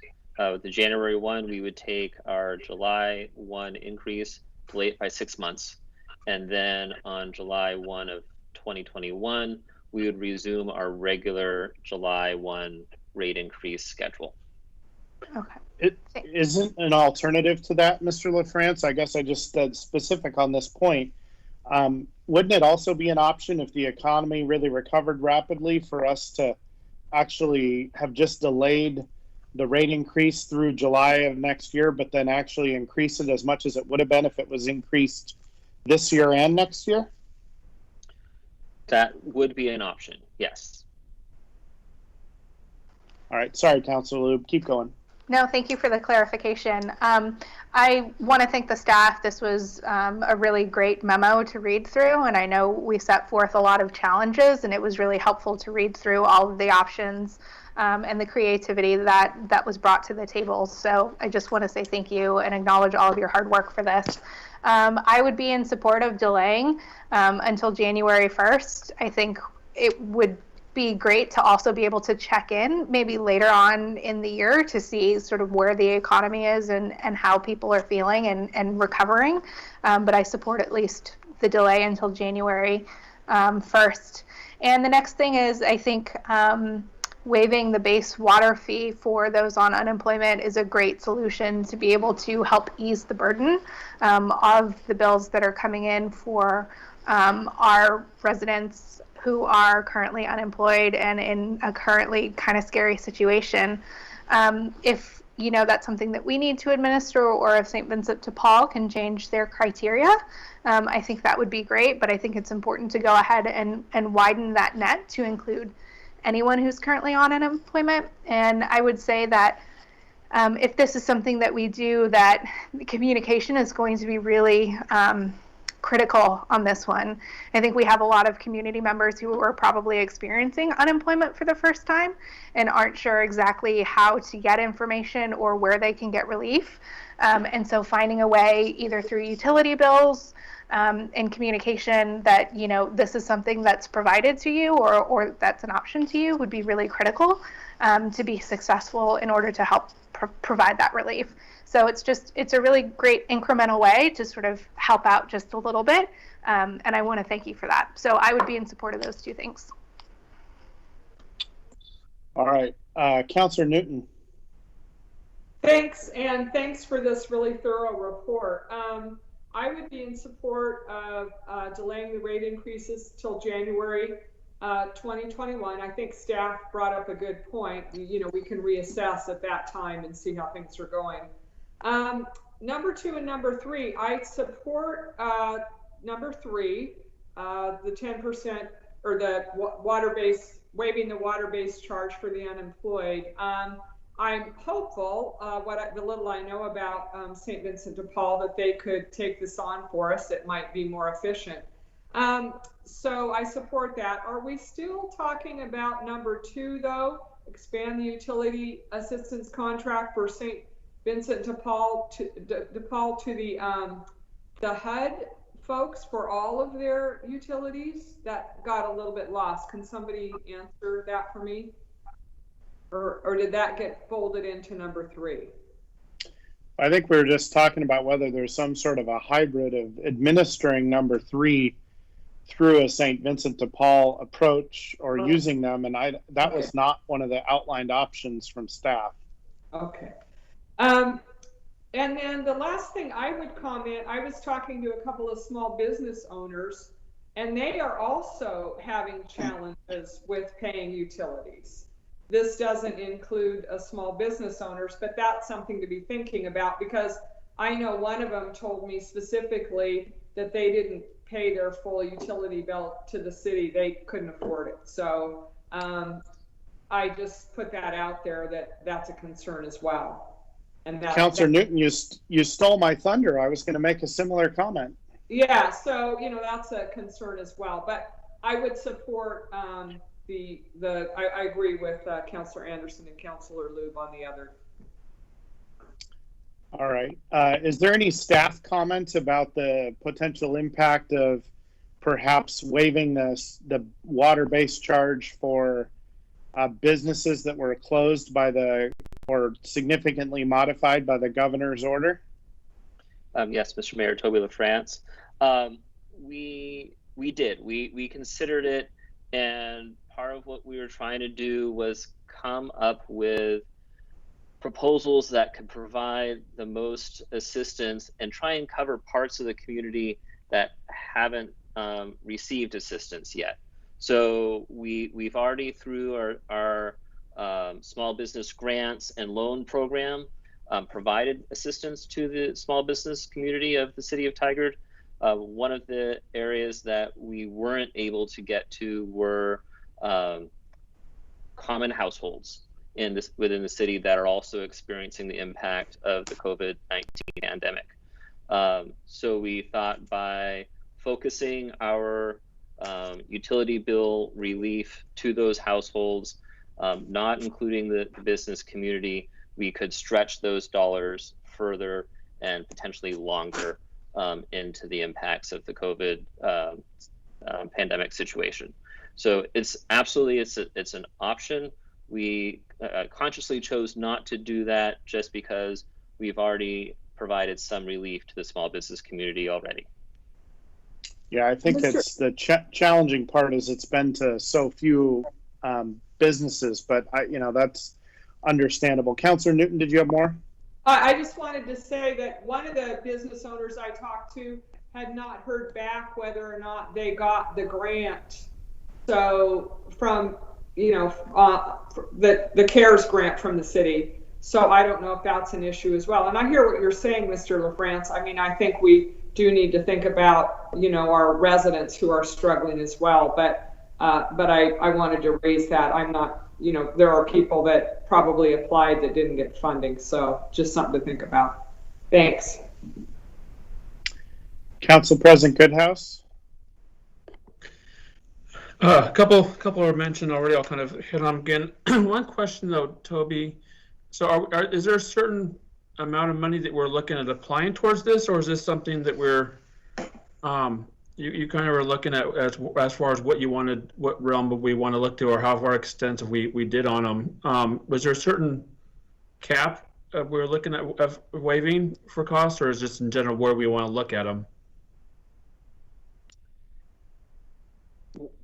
Obviously, the more relief we have, the greater the impact will be to our utilities. We may need to, at a later date, once we've gotten through the situation, see if this has created enough of an impact that we need to adjust some of our capital projects or something along those lines. At this point in time, we do feel that we can delay the rate increases, especially if we're just looking at the 6-month situation. We can, again, with the option number 3, we're dealing with the water base charge and the water fund. We think we've sized this, and this could be about a $750,000 impact that we can undertake. So right now, I think we can afford the program that you're considering. And that said, once we get on the other side of this, we'll need to take and do a reassessment. Okay. The time frame for me would be, I don't know if it's a month or determined for when things reopen. That would be kind of iffy. We kind of did a guess on, you were saying you did a guess on unemployed. What's the difference between, a lot of people are unemployed right now. What would be I guess with your best guess, what would be the comparison between those unemployed and just everyone for residents? Because if you said there's gonna be lost staff time, taking a look at if we just did something where for a 2-month period, we waived 10% of the base charges, what would that comparison be to the staff time and people submitting documentation and double checking it, rather than just knowing that a large portion's unemployed or affected by this, and maybe even if they are employed, they maybe not making as much as they used to. That's my first question. I have another question as well. Okay. Let me clarify. That Council President Goodhouse, that's not the proposal. So I had made that comment earlier. It's not about waiving 10% of the water base charge. The base charges for 10% of the people. So if you're talking about waiving the charges for everybody, you'd be talking about waiving them for 100% of the people instead of 10%. Correct. And to clarify, the delay on rate increases will help all customers. Will help our single family, whether or not they're feeling a direct impact right now. It'll help multifamily, it'll help small businesses. So everybody gets that relief. With this, the unemployed, these might be people that don't necessarily qualify for HUD level of assistance. However, they've suddenly found themselves being impacted. Where the 10% came from was looking back at the bad old days of the Great Recession. Our area was experiencing roughly 10% unemployment. And looking at some of the early numbers on new filing for unemployment, it's entirely likely that we could find ourselves in a similar unemployment situation in the near future in Washington County. So the 10% was an estimate of the number of customers that could be filing for this relief. Okay. In terms of the workload impact, we've got about 16,000 single-family household customers in our water service area.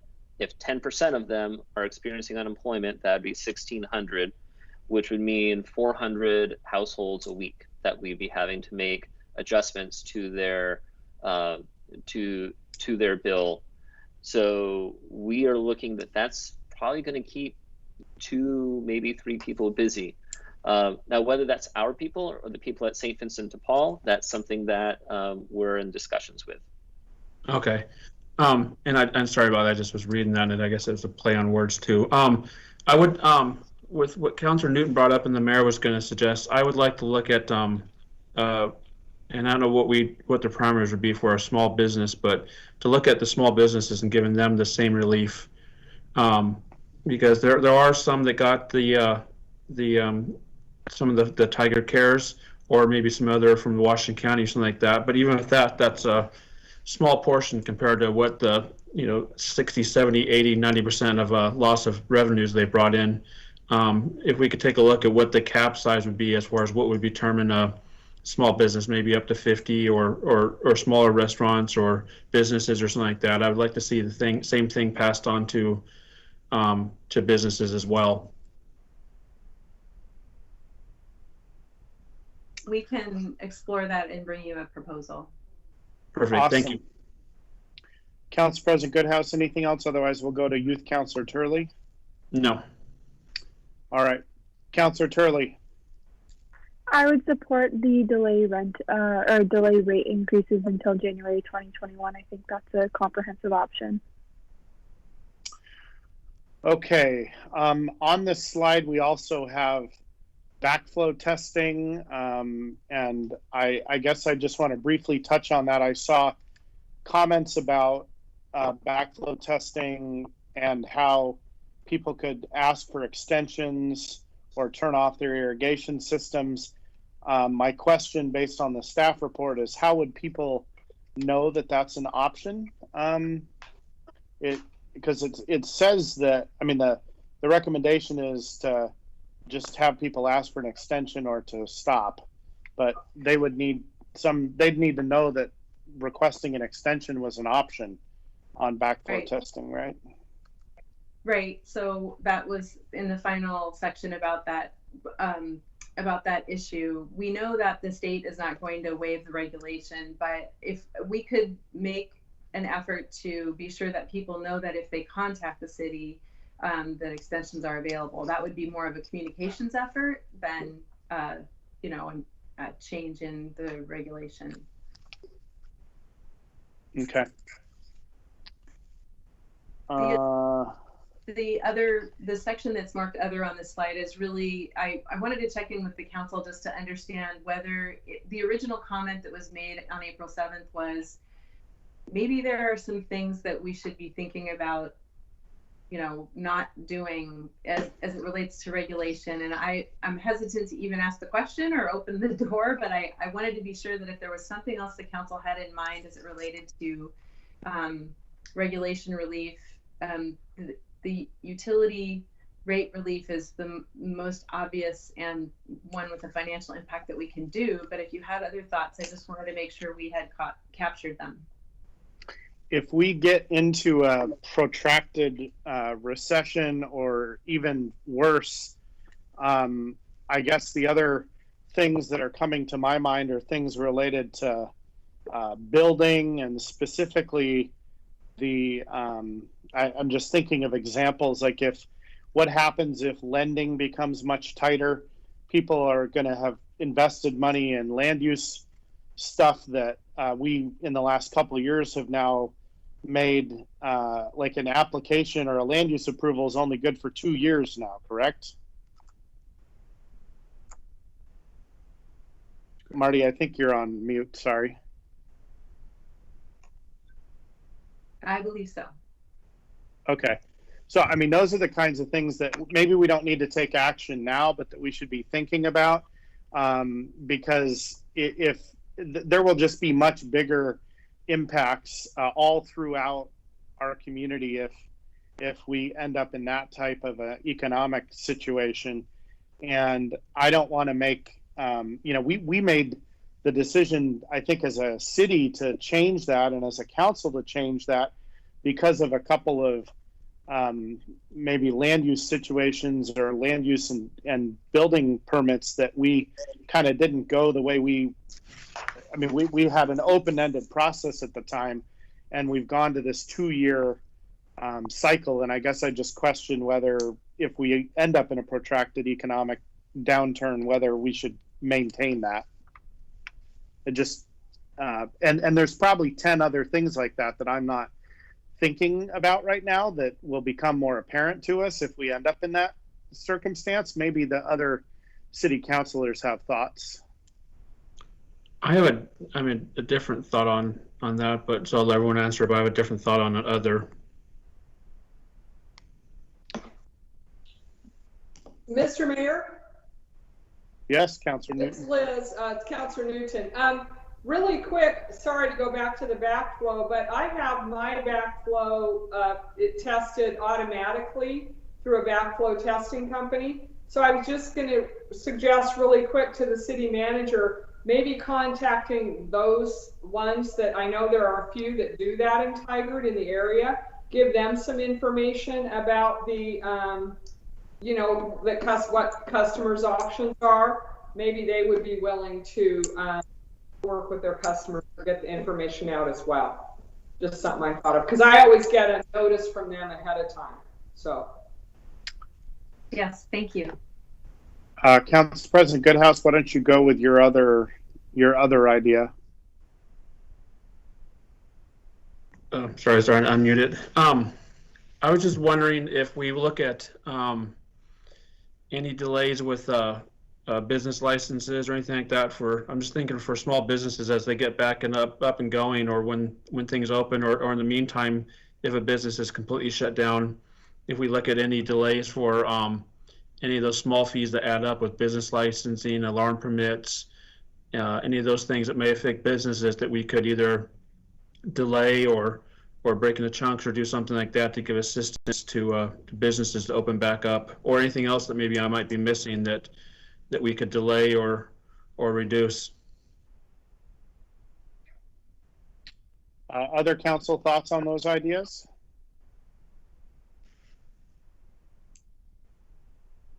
We can explore those and provide some further thinking about them. I guess my thought on the business license stuff is I really don't want to make a bigger impact in the commercial crimes unit of the police department right now, especially when it appears like there's probably more need for them with all the business burglaries, etc. I wouldn't want to threaten that, but maybe for a short-term type of thing, we could have some impact, either, you know, discounted or have a, you know, business license renewal that's much less expensive or something like that. I don't know what do other city councilors think? Or maybe go ahead. Councilor Newton here. I had the same thought. I was thinking, you know, maybe a grace period or something. I mean, I think the commercial crime unit is really an important unit, and I know some of the funds go to the general fund. And I don't know that our business tax, our business license tax is, you know, that prohibitively expensive, but I understand it is an additional cost. So maybe a little bit of a grace period, or, you know, a couple of months to you know, 2 to 3 months to pay it if they need that. But I do think it's important, and they do get a benefit. So maybe staff could look at being a little bit flexible on the due dates.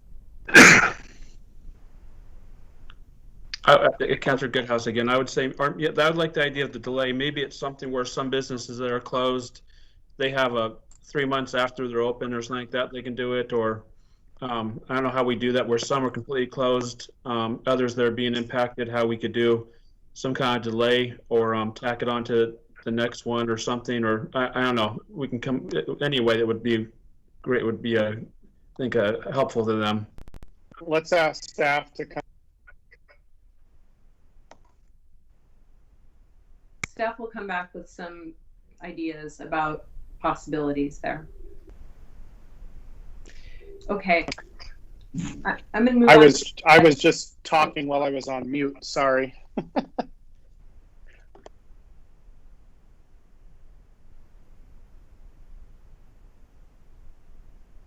You're on mute again, I think, if you're trying to talk, Mayor. Wow. How about now? Yeah, you're good now. Okay. Maybe my headphones may be going, but if it happens again, I'll change them.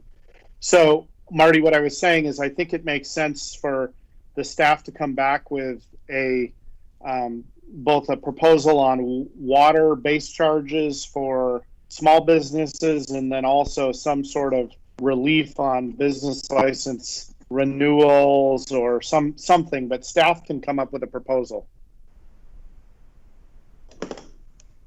Is that acceptable? Can you guys still hear me?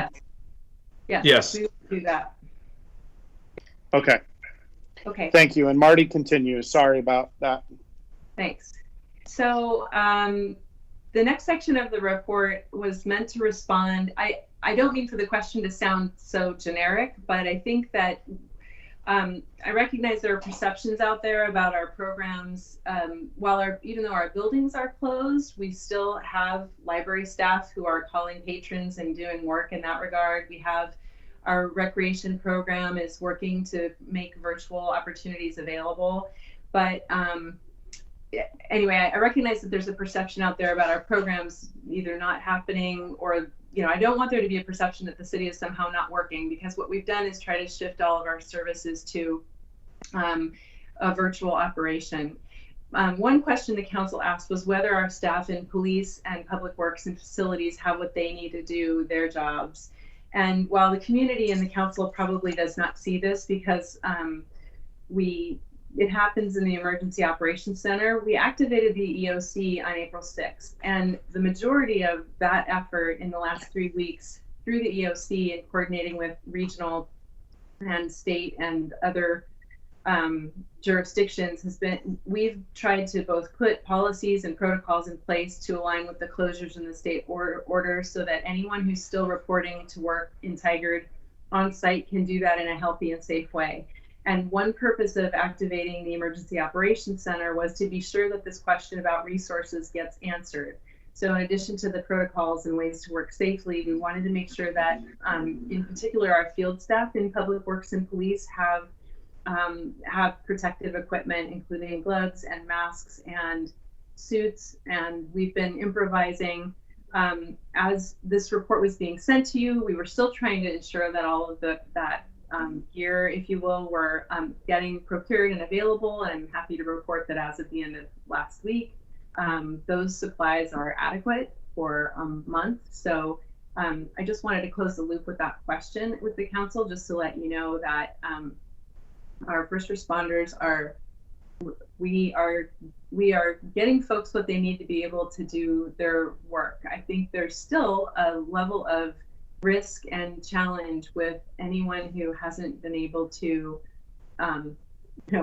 be able to achieve social distancing or achieve physical distancing in the way they do their work. And that's what we're trying to do, is create the conditions where that's as good as it can be. But I acknowledge that this is still a really uncertain and risky time for our folks who are still working in the field.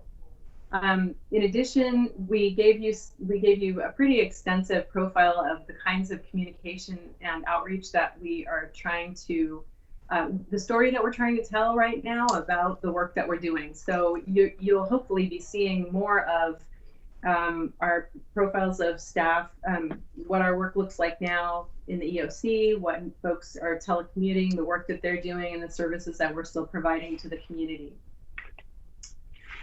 So I'm going to move on to another question that the council asked the last time you met, and that was, we have rolled out 2 assistance programs, one Tigard Cares focused on our business community, and the other the RAFT program, which just launched on Friday of last week, which is designed to help our housed and our unhoused communities with assistance. I think that the leadership team had a pretty extensive conversation, and EOC staff did too.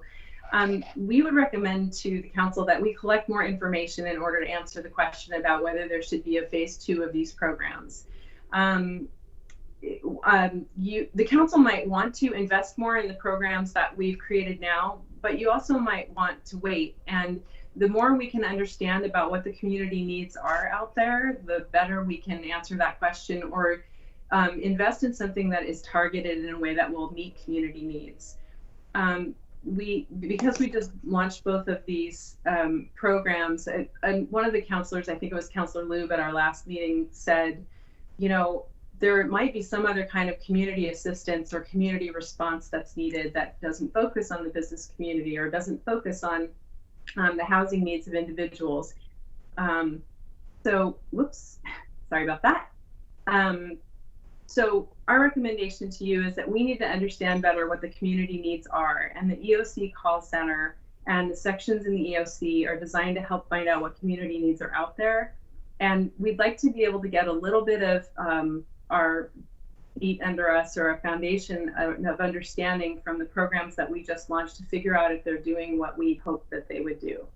So the other thing I think council acknowledges, and we do too, is that funding is limited, and I think we need to figure out how many times you're going to be making COVID impact investments with emergency or other reserves versus investing in priorities that you've already set. So you may want to revisit your city priorities generally, and maybe think about either not doing things that last year in January you said were important, but now maybe are replaced with different priorities. I know those are big questions, but the budget process is less than a month away, and the council will have an opportunity together with the budget committee to consider where you want to make those investments. And our commitment to you as staff is to keep that community needs assessment going through the EOC. And I'll say a little bit more in a minute about what we're learning from our community outreach and the call center and what the EOC is doing. We know the need is great and that the pain in the community is acute, and we know you're hearing about it. But I think the council might want to have a broader discussion about where you most want to have an impact with the next investment that you make. So for now, we're not recommending that there's an immediate phase 2 investment. And I'll pause there and see if you have questions or discussion about that. Marty, on the prior section, I guess I also want to clarify that because we've gotten a lot of questions, and I think just on a public broadcast, it would be good to clarify that the number of staff that have been furloughed. People have been asking that question, and I'm wondering if you could clarify that in the section we just went past. Sure. The council's going to be getting more information about this, because I think that the cities around us have been doing work, and we have to look at our forecast and our workforce and the things that we're currently investing in to figure out whether there are adjustments that need to be made. So right away, in the first couple of weeks, what we realized with the Federal CARES Act being enacted was that there would be an opportunity for our temporary and on-call staff to be able to apply for unemployment if they were not working for us. And so we have temporary and on-call staff in the library and in recreation, and we went forward with layoffs of those staff within the first couple of weeks. I guess this would be 2 weeks ago. It's 22 staff, and we moved forward with that, partly so that they would be able to apply for unemployment. Just this morning, so you probably know the leadership team meets on Tuesday, but we've been asking the question as a leadership team, does it make sense to be making other changes to spending, making other changes to staffing, making other changes to pay in this moment? And I think what we're watching is that cities around us are doing those kinds of things. You'll be getting a memo from Mr. LaFrance, from Toby, about we have a forecast team who's looking at our forecast. And this morning, the discussion that we had was Tigard is a city that does not rely heavily. The forecast team looked at the ways in which there are various funds in the city might be impacted by the COVID-19 pandemic, and whether short-term or long-term changes to funds and revenues would happen. And then if also that would mean a change in spending that we needed to make. And at the moment, it doesn't look like, beyond the temporary and on-call layoffs that we've done, it doesn't really make sense for Tigard to be making layoff decisions or changes in our workforce at this time. And we can give you more information about the forecast and sort of our look at it going forward. I probably said more than you wanted, Mr. Mayor, but I know that folks have been asking, well, is Tigard going to lay off staff? And I would say that there are ways in which Tigard is not like some of the cities that you've been hearing about. We haven't done our seasonal hiring yet. We don't rely heavily on tourism or our transient lodging taxes, which are likely to be impacted. So the reliance on those kinds of revenues is what's leading some of those cities to be making extensive changes and layoffs to their workforce, and those are not indicated in Tigard. So that's where we are today. I think that we're going to we'll share this forecast information with you and continue to answer questions as they come up. And am I addressing the questions that you're hearing, or what else would you like to know about? Yeah, no, I think that's, I mean, from my perspective, that's good. I think it's, you know, there's a direct relationship also between, you know, for example, if we don't have a need for a particular role at this time, you know, money that's saved there could be used to do other relief type of stuff. So you know, on some level, you know, I want to make sure that we're being very judicious and thoughtful about finances. But as you acknowledge, we're in a little bit of a different situation than perhaps some other cities from a revenue forecast perspective. Do other city councilors have comments or questions on that? Okay. Okay. I was just going to say that I appreciate, you know, the staff having these conversations. I think they're important conversations to have as far as, you know, what is the city doing now? What does it look like? What does the future look like? And so I appreciate those hard conversations because they're certainly not easy ones. And I look forward to seeing, you know, the report that comes out of it. Great. That is coming very soon. Go ahead. Sorry. Councilor President Goodhouse, I like that we're looking at what other cities are doing or what we're looking at within the city. If we can do, you know, hold off on pay increases or things that we kind of show that we're in this together with everyone else. If there are people are feeling like they're laid off or businesses are closed, that we see as a city that we're trying to emulate some of those things as well. And it would be nice to be kind of an update on if we need any additional safety for safety wear for public works or anything like that. That way, if we can reach out for companies that we may know. I know of a company that does have face masks that could be donated to the city. So if we start getting low or something like that, for us maybe to reach out and find other resources we can get donations for the city would be helpful for me. On that note, I would say the reason that we activated the EOC on April 6th was that when we need to procure resources to respond to an emergency, we do that through the EOC. So I'm part of the daily briefings at the EOC and coordinating there. And I will say that Tigard companies have been very generous in helping to provide protective equipment. And so if you know of others, we'd certainly like to hear about that. And the EOC has been coordinating those donations. Okay. Also through the county's EOC, we're looking at Tigard being one of the essential needs hubs in the community, and we're still figuring out the logistics of that, but that is also possible to go forward in the next couple of weeks. So we've really been fortunate to have donations from local businesses. I'll say one more thing about our financial condition, and I think because you all lived through this, you're going to remember it too.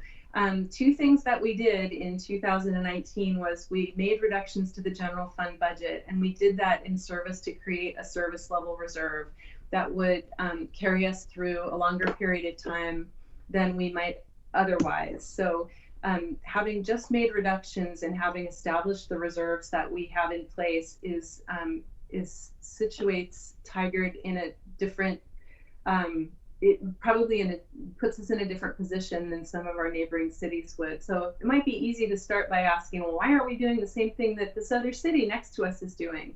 But I think it's important to also then think about what might distinguish Tigard or make us different from the cities around us. And so anyway, we'll continue to have that dialogue. And I hope you'll keep your questions coming as you hear them. Yes. And are we jumping on to the next slide, or are we finishing up on this one first? We can move to the next slide. All right. On the next one, I think whether or not there'll be a phase two, I think if there was a way to do, I think, more reach out to maybe the business community, see what really would help them most or what could be most beneficial. We did hint on it a little bit as far as delaying cost or things like that. And I think rather than maybe the city just continuing giving money, is there maybe look more creative ways of what we can delay, what we can maybe tack on to payments or something. So if there's fees or things that might have to be paid, waiting, delaying that, and then maybe breaking it out into payments for them to pay back. Might be better to be creative, but do some kind of survey with the business community to see what they feel like they really need and what would be helpful to them. That way we could get more of a package that takes care of more businesses and would be better for them and better for our bottom line. Council President Goodhouse, the other thing that I've been hearing, which I think is worthy of discussion, but is maybe a slight deviation from this, is really having an organized and well-coordinated sort of economic activity, businesses now open type of approach, particularly to support Tigard business in the downtown, but also Tigard business throughout the entire community. Once we are starting to enter more of a recovery phase, being very thoughtful about that. I've heard multiple business owners ask that we engage in that. I don't know that we are the single leader of it, but between the Tigard Downtown Alliance, the Chamber of Commerce, the city, and downtown and other local businesses, I think we need to help lead that effort. And while that's not a direct financial assistance thing, that's one of the most important things we can do, is to, once it's safe to move around more freely, that we help broadcast the fact that Tigard is open for business. So I think staff need to be prepared to get on, and that all that work should be done now, so that we know what we're going to be doing, that we're not starting the conversation when the governor changes her order. Yeah, and I agree. Yesterday I did a virtual business roundtable, and I found out that the city has, in our cityscape, every week we're featuring a business or two, and I think we amplify that more. And as businesses start slowly opening, highlighting what businesses are open, what they're offering, how you can frequent those businesses. And one last thing on this too, as far as funding for businesses or for the cities, is for us to just, as a city, keep lobbying for the federal government to give more to give more money for the PPP program or benefits for or grants for businesses, and open more of those programs up and give more of those. I think that's one of the biggest things we can do too, rather than look into our own pocketbook, make sure we respond to our representatives back at the federal level to open up more money for the businesses and more money for the employment, and make sure that those benefits are getting paid quicker.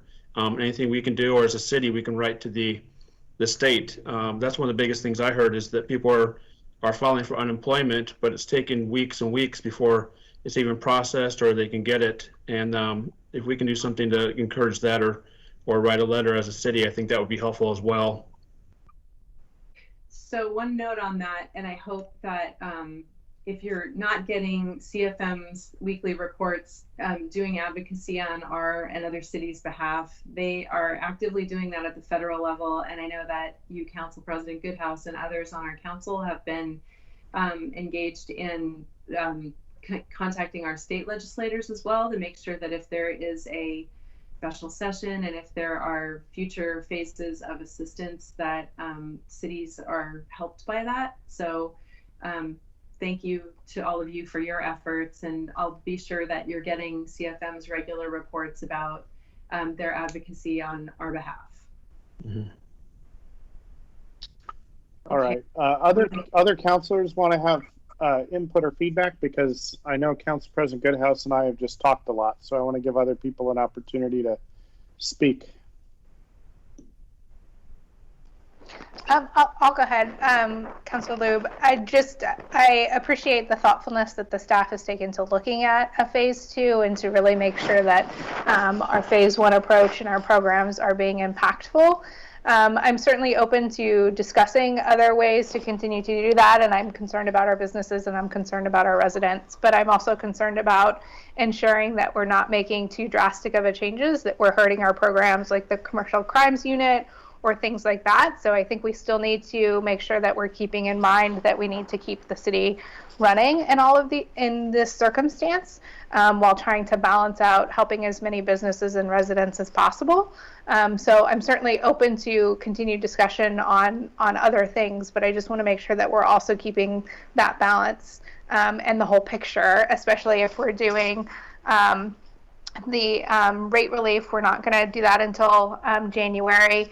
And then, you know, the water-based charge and those sorts of things. I just want to make sure we're also looking at the whole picture. Thank you, Councilor Lube. Any other city councilor with a comment? To the point that's, oh, go ahead, Councilor Newton. Sorry, I've been trying to get in. I guess I've been on mute. I just wanted to echo what Councilor Newton, what Councilor Lube was saying.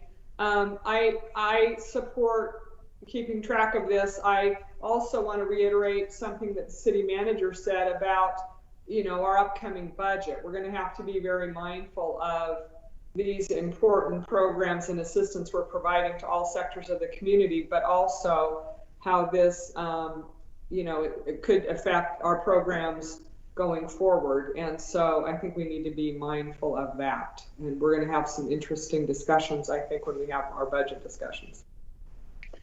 City Manager Wine, the comment I wanted to make as well is specific to communication about all these programs and also the timing.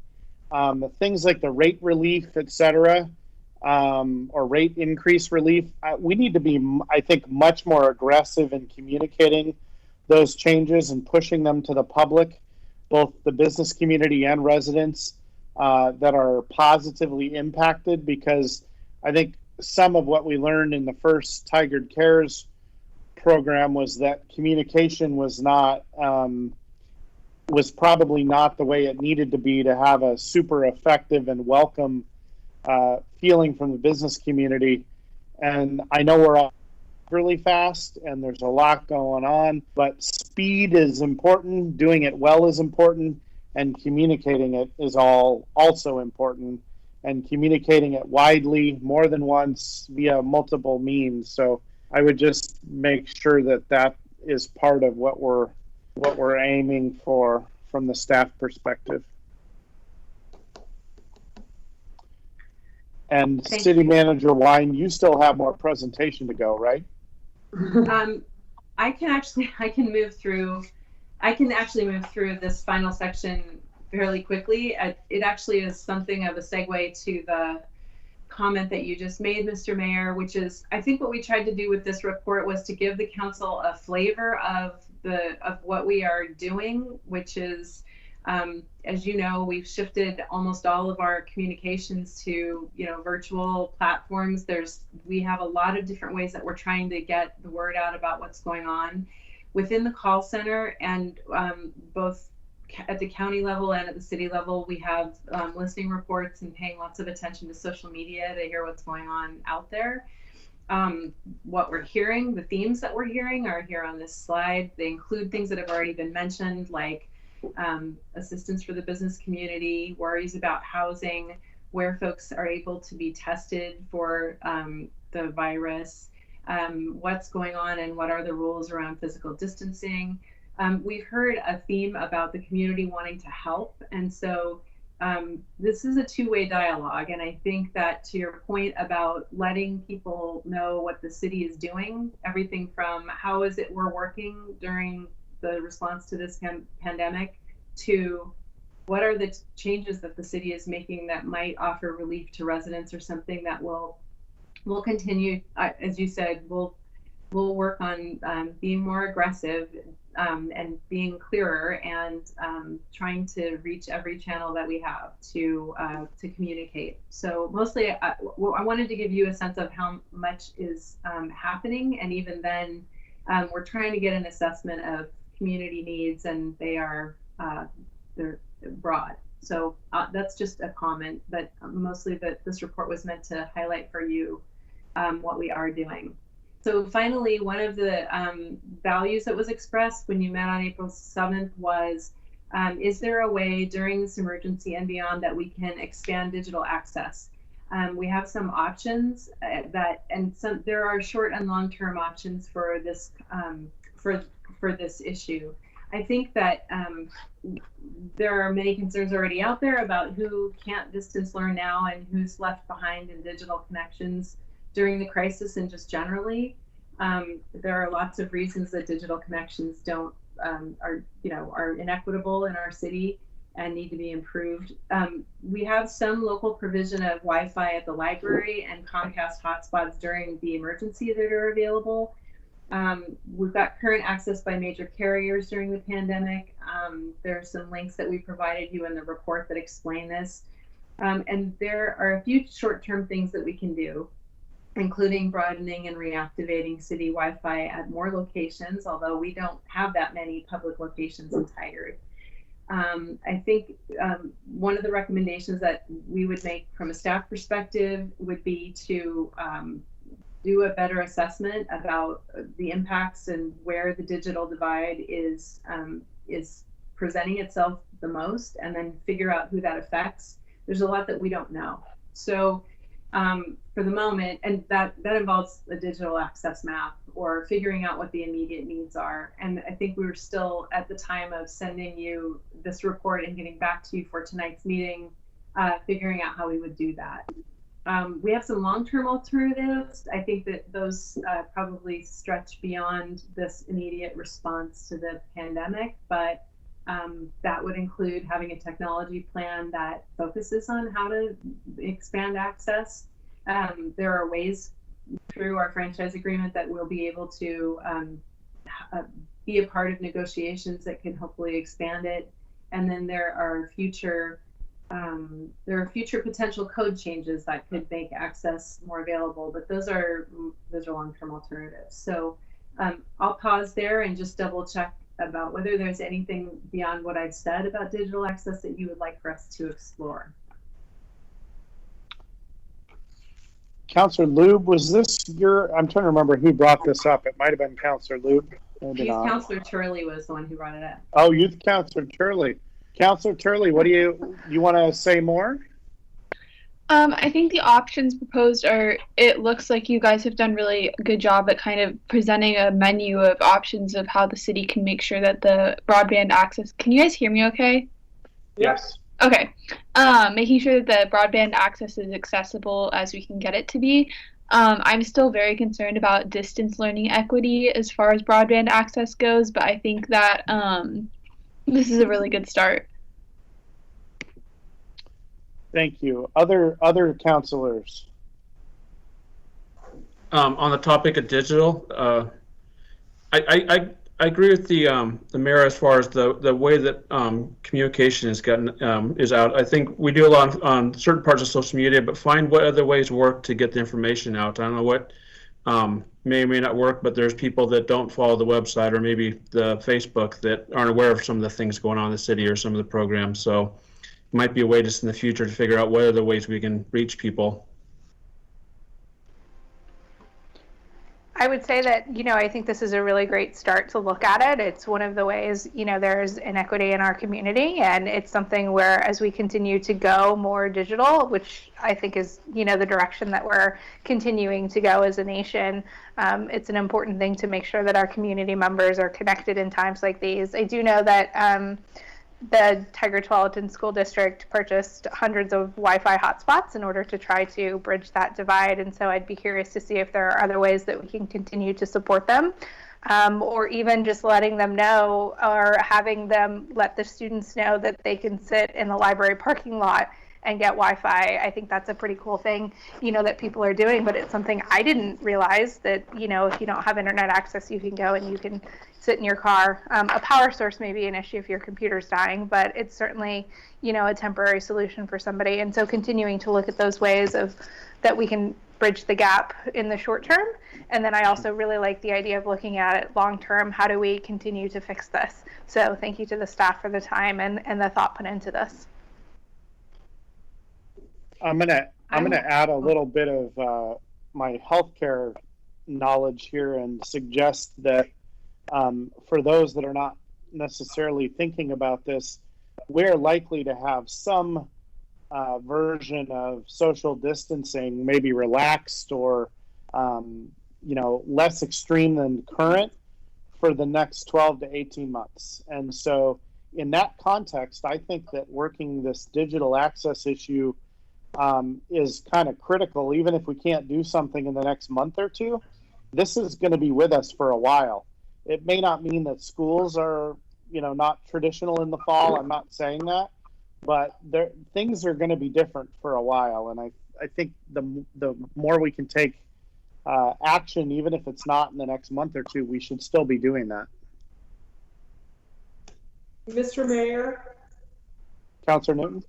Yeah, I was especially interested in the long-term alternatives with future franchise agreements with MAC, being the city's representative to the Cable Commission. I'd be interested in what Mike Nola thinks might be some practical applications as we move forward with franchise agreements, especially around equity in this area. So I assume that can be an offline conversation. You're not expecting him to answer that now?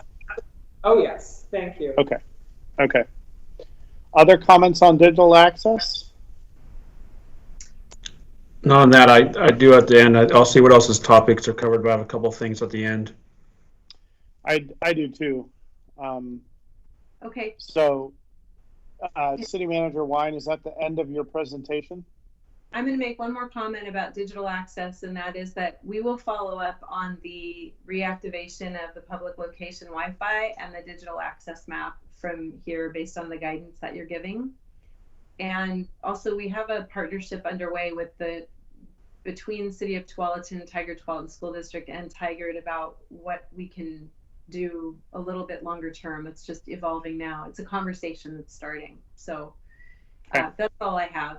And with that, I would ask the council if you have other thoughts that you had that you wanted to discuss tonight. So Council President Goodhouse, let me go first and then I'll let you go. Just a couple things. City Manager Wine, I want to revisit, we've gotten actually a fair amount of communication about the dog parks and sort of questions about why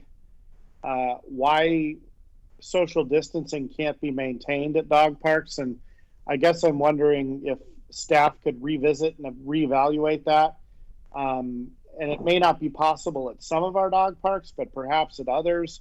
But I think there's just a question. I mean, some of those facilities are pretty big.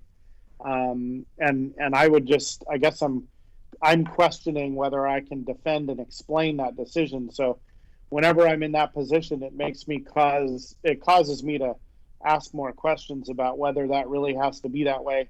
And the same with the public bathrooms.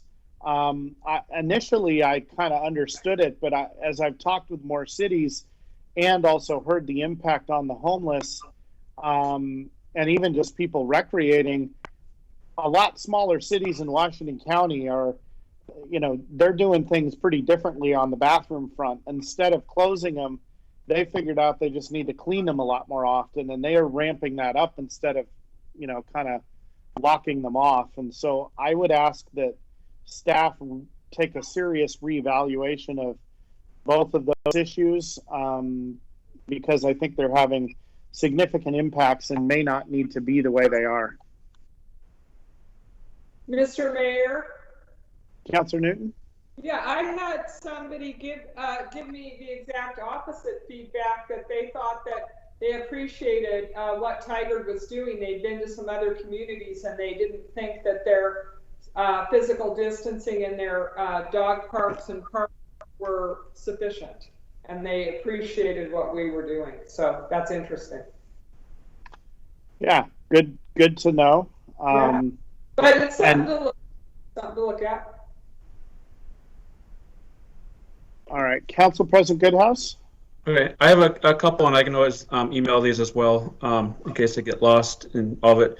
A couple things I've heard is there's been a lot more taggings going on downtown Tigard, or I think also in the area. And I'm not sure what we can do either from the city's aspect or the police or something, but as a kind of a PSA or something to do to have it so businesses can really help out and look out for each other, to keep an eye on businesses. It seems to be getting where with businesses, if they're closed or something that's going on, or people are feeling more apt to go break in somewhere, feel like they might not get in trouble, because right now with the jails not really taking people, small crimes aren't being punished as much. So I don't know what we can do as a city to kind of work on like a business watch.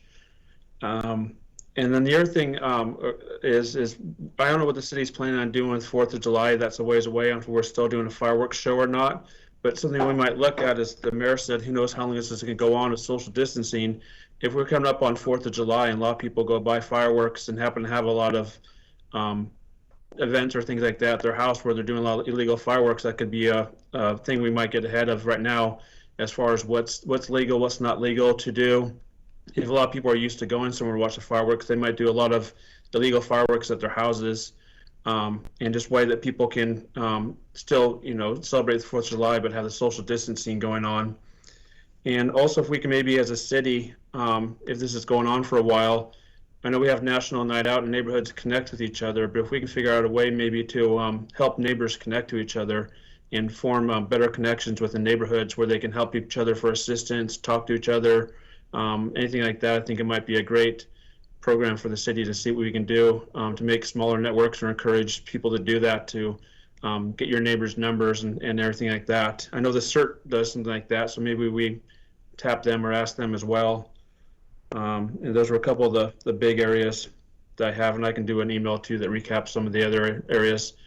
I have heard too that people want to know what's going on with the Grant Trail, that I think there's some signage around there, but they're not sure what's going on with that, if there's any work or something going on as well with that Fennel Creek Trail around Grant. Is everyone, did everyone else experience the audio cutout from Council President Goodhouse, or was that only me? No. Okay, must have been me. Okay. On 4th of July, that's not our, we support it, but it's not our event that we run, Council President Goodhouse. Just as a heads up, it's not our decision to make. The community event organizers have been, I think they've been in touch on this subject. So City Manager Wine, you want to add anything more? My contact with the 4th of July event organizers is that they're looking at not having the event. And so I believe that they've announced that. That was probably 3 weeks ago that I talked with them. So I think what I hear you saying is that there's communication that's needed about neighborhood celebrations of 4th of July, not the event itself. But I understand what's being pointed out. I think what we may do from the staff perspective is respond to council in writing about some of these things, about the dog park, the public bathrooms, ways that we can connect neighbors, or things we're doing now, and also ideas that we have to pursue the ideas that you're suggesting. Perfect. Thank you. Mr. Mayor, as you know, I've been making phone calls, talking to a lot of people in Tigard, and the other day I was talking to a woman and she invited me to their neighborhood bingo game. They were all going to go out in front of their houses, and they had bingo cards 6 feet apart at least, and she had the prizes: toilet paper, hand sanitizer. She had some great prizes. So she said her neighborhood is thinking of all these things they can do, and I thought that was great. So neighborhood bingo, there you go. If they have hand sanitizer, I want to come play in that bingo game, because I have yet to be able to buy any in 2 months. Somewhat unrelated to the city, but I think still important, is to remind everyone that there is an election in May, and we're having a couple of deadlines and things coming up. So voter pamphlets are going to be delivered April 22nd to 24th. So here in the next couple of days, expect to have those voter pamphlets in. The voter registration deadline is a week from today if you're not registered, so please register to vote. And the first ballots are mailed April 29th. And then May 19th on Election Day. And as a friendly reminder, you know, Tigard does have our police service levy on the ballot. So please vote. Thank you, Councilor Lube. That's excellent. Councilor I guess oh. I would point out one more thing. I think it's the first time ever that you don't actually have to put a stamp back on in order to mail your ballot. So you can just stick it back in the mail. You don't actually need a stamp this year. One other thing I'd point out is that we do have a census going on too. We did talk about CDBG funds and everything before, and the way that the city can get more funds for us is to make sure that everyone is counted. Councilor Anderson, do you have anything else that you would like to add for tonight? I think we've covered it all. And then some. Yes. All right, let's see where we're at on our agenda. City Manager Wine, I guess I should double check. I assume from what you've said, you feel like you have enough direction on follow-up for COVID-19 actions? I do. Thank you for all the suggestions and ideas that you've given us. All right, City Manager Wine, do you have an administrative report tonight? No report tonight. All right, we have no executive session scheduled. I'll entertain a motion for adjournment. Councilor Liu, I move to adjourn. I second that. Councilor Goodhouse. Okay, it's been moved and seconded. City Recorder, please conduct a roll call vote. Council President Goodhouse? Yes. Councilor Newton? Yes. Councilor Lube? Yes. Councilor Anderson? Yes. Mayor Snyder? Yes. And we are adjourned. Thank you all. Have a good evening. Thank you. You too. Good night. Thank you.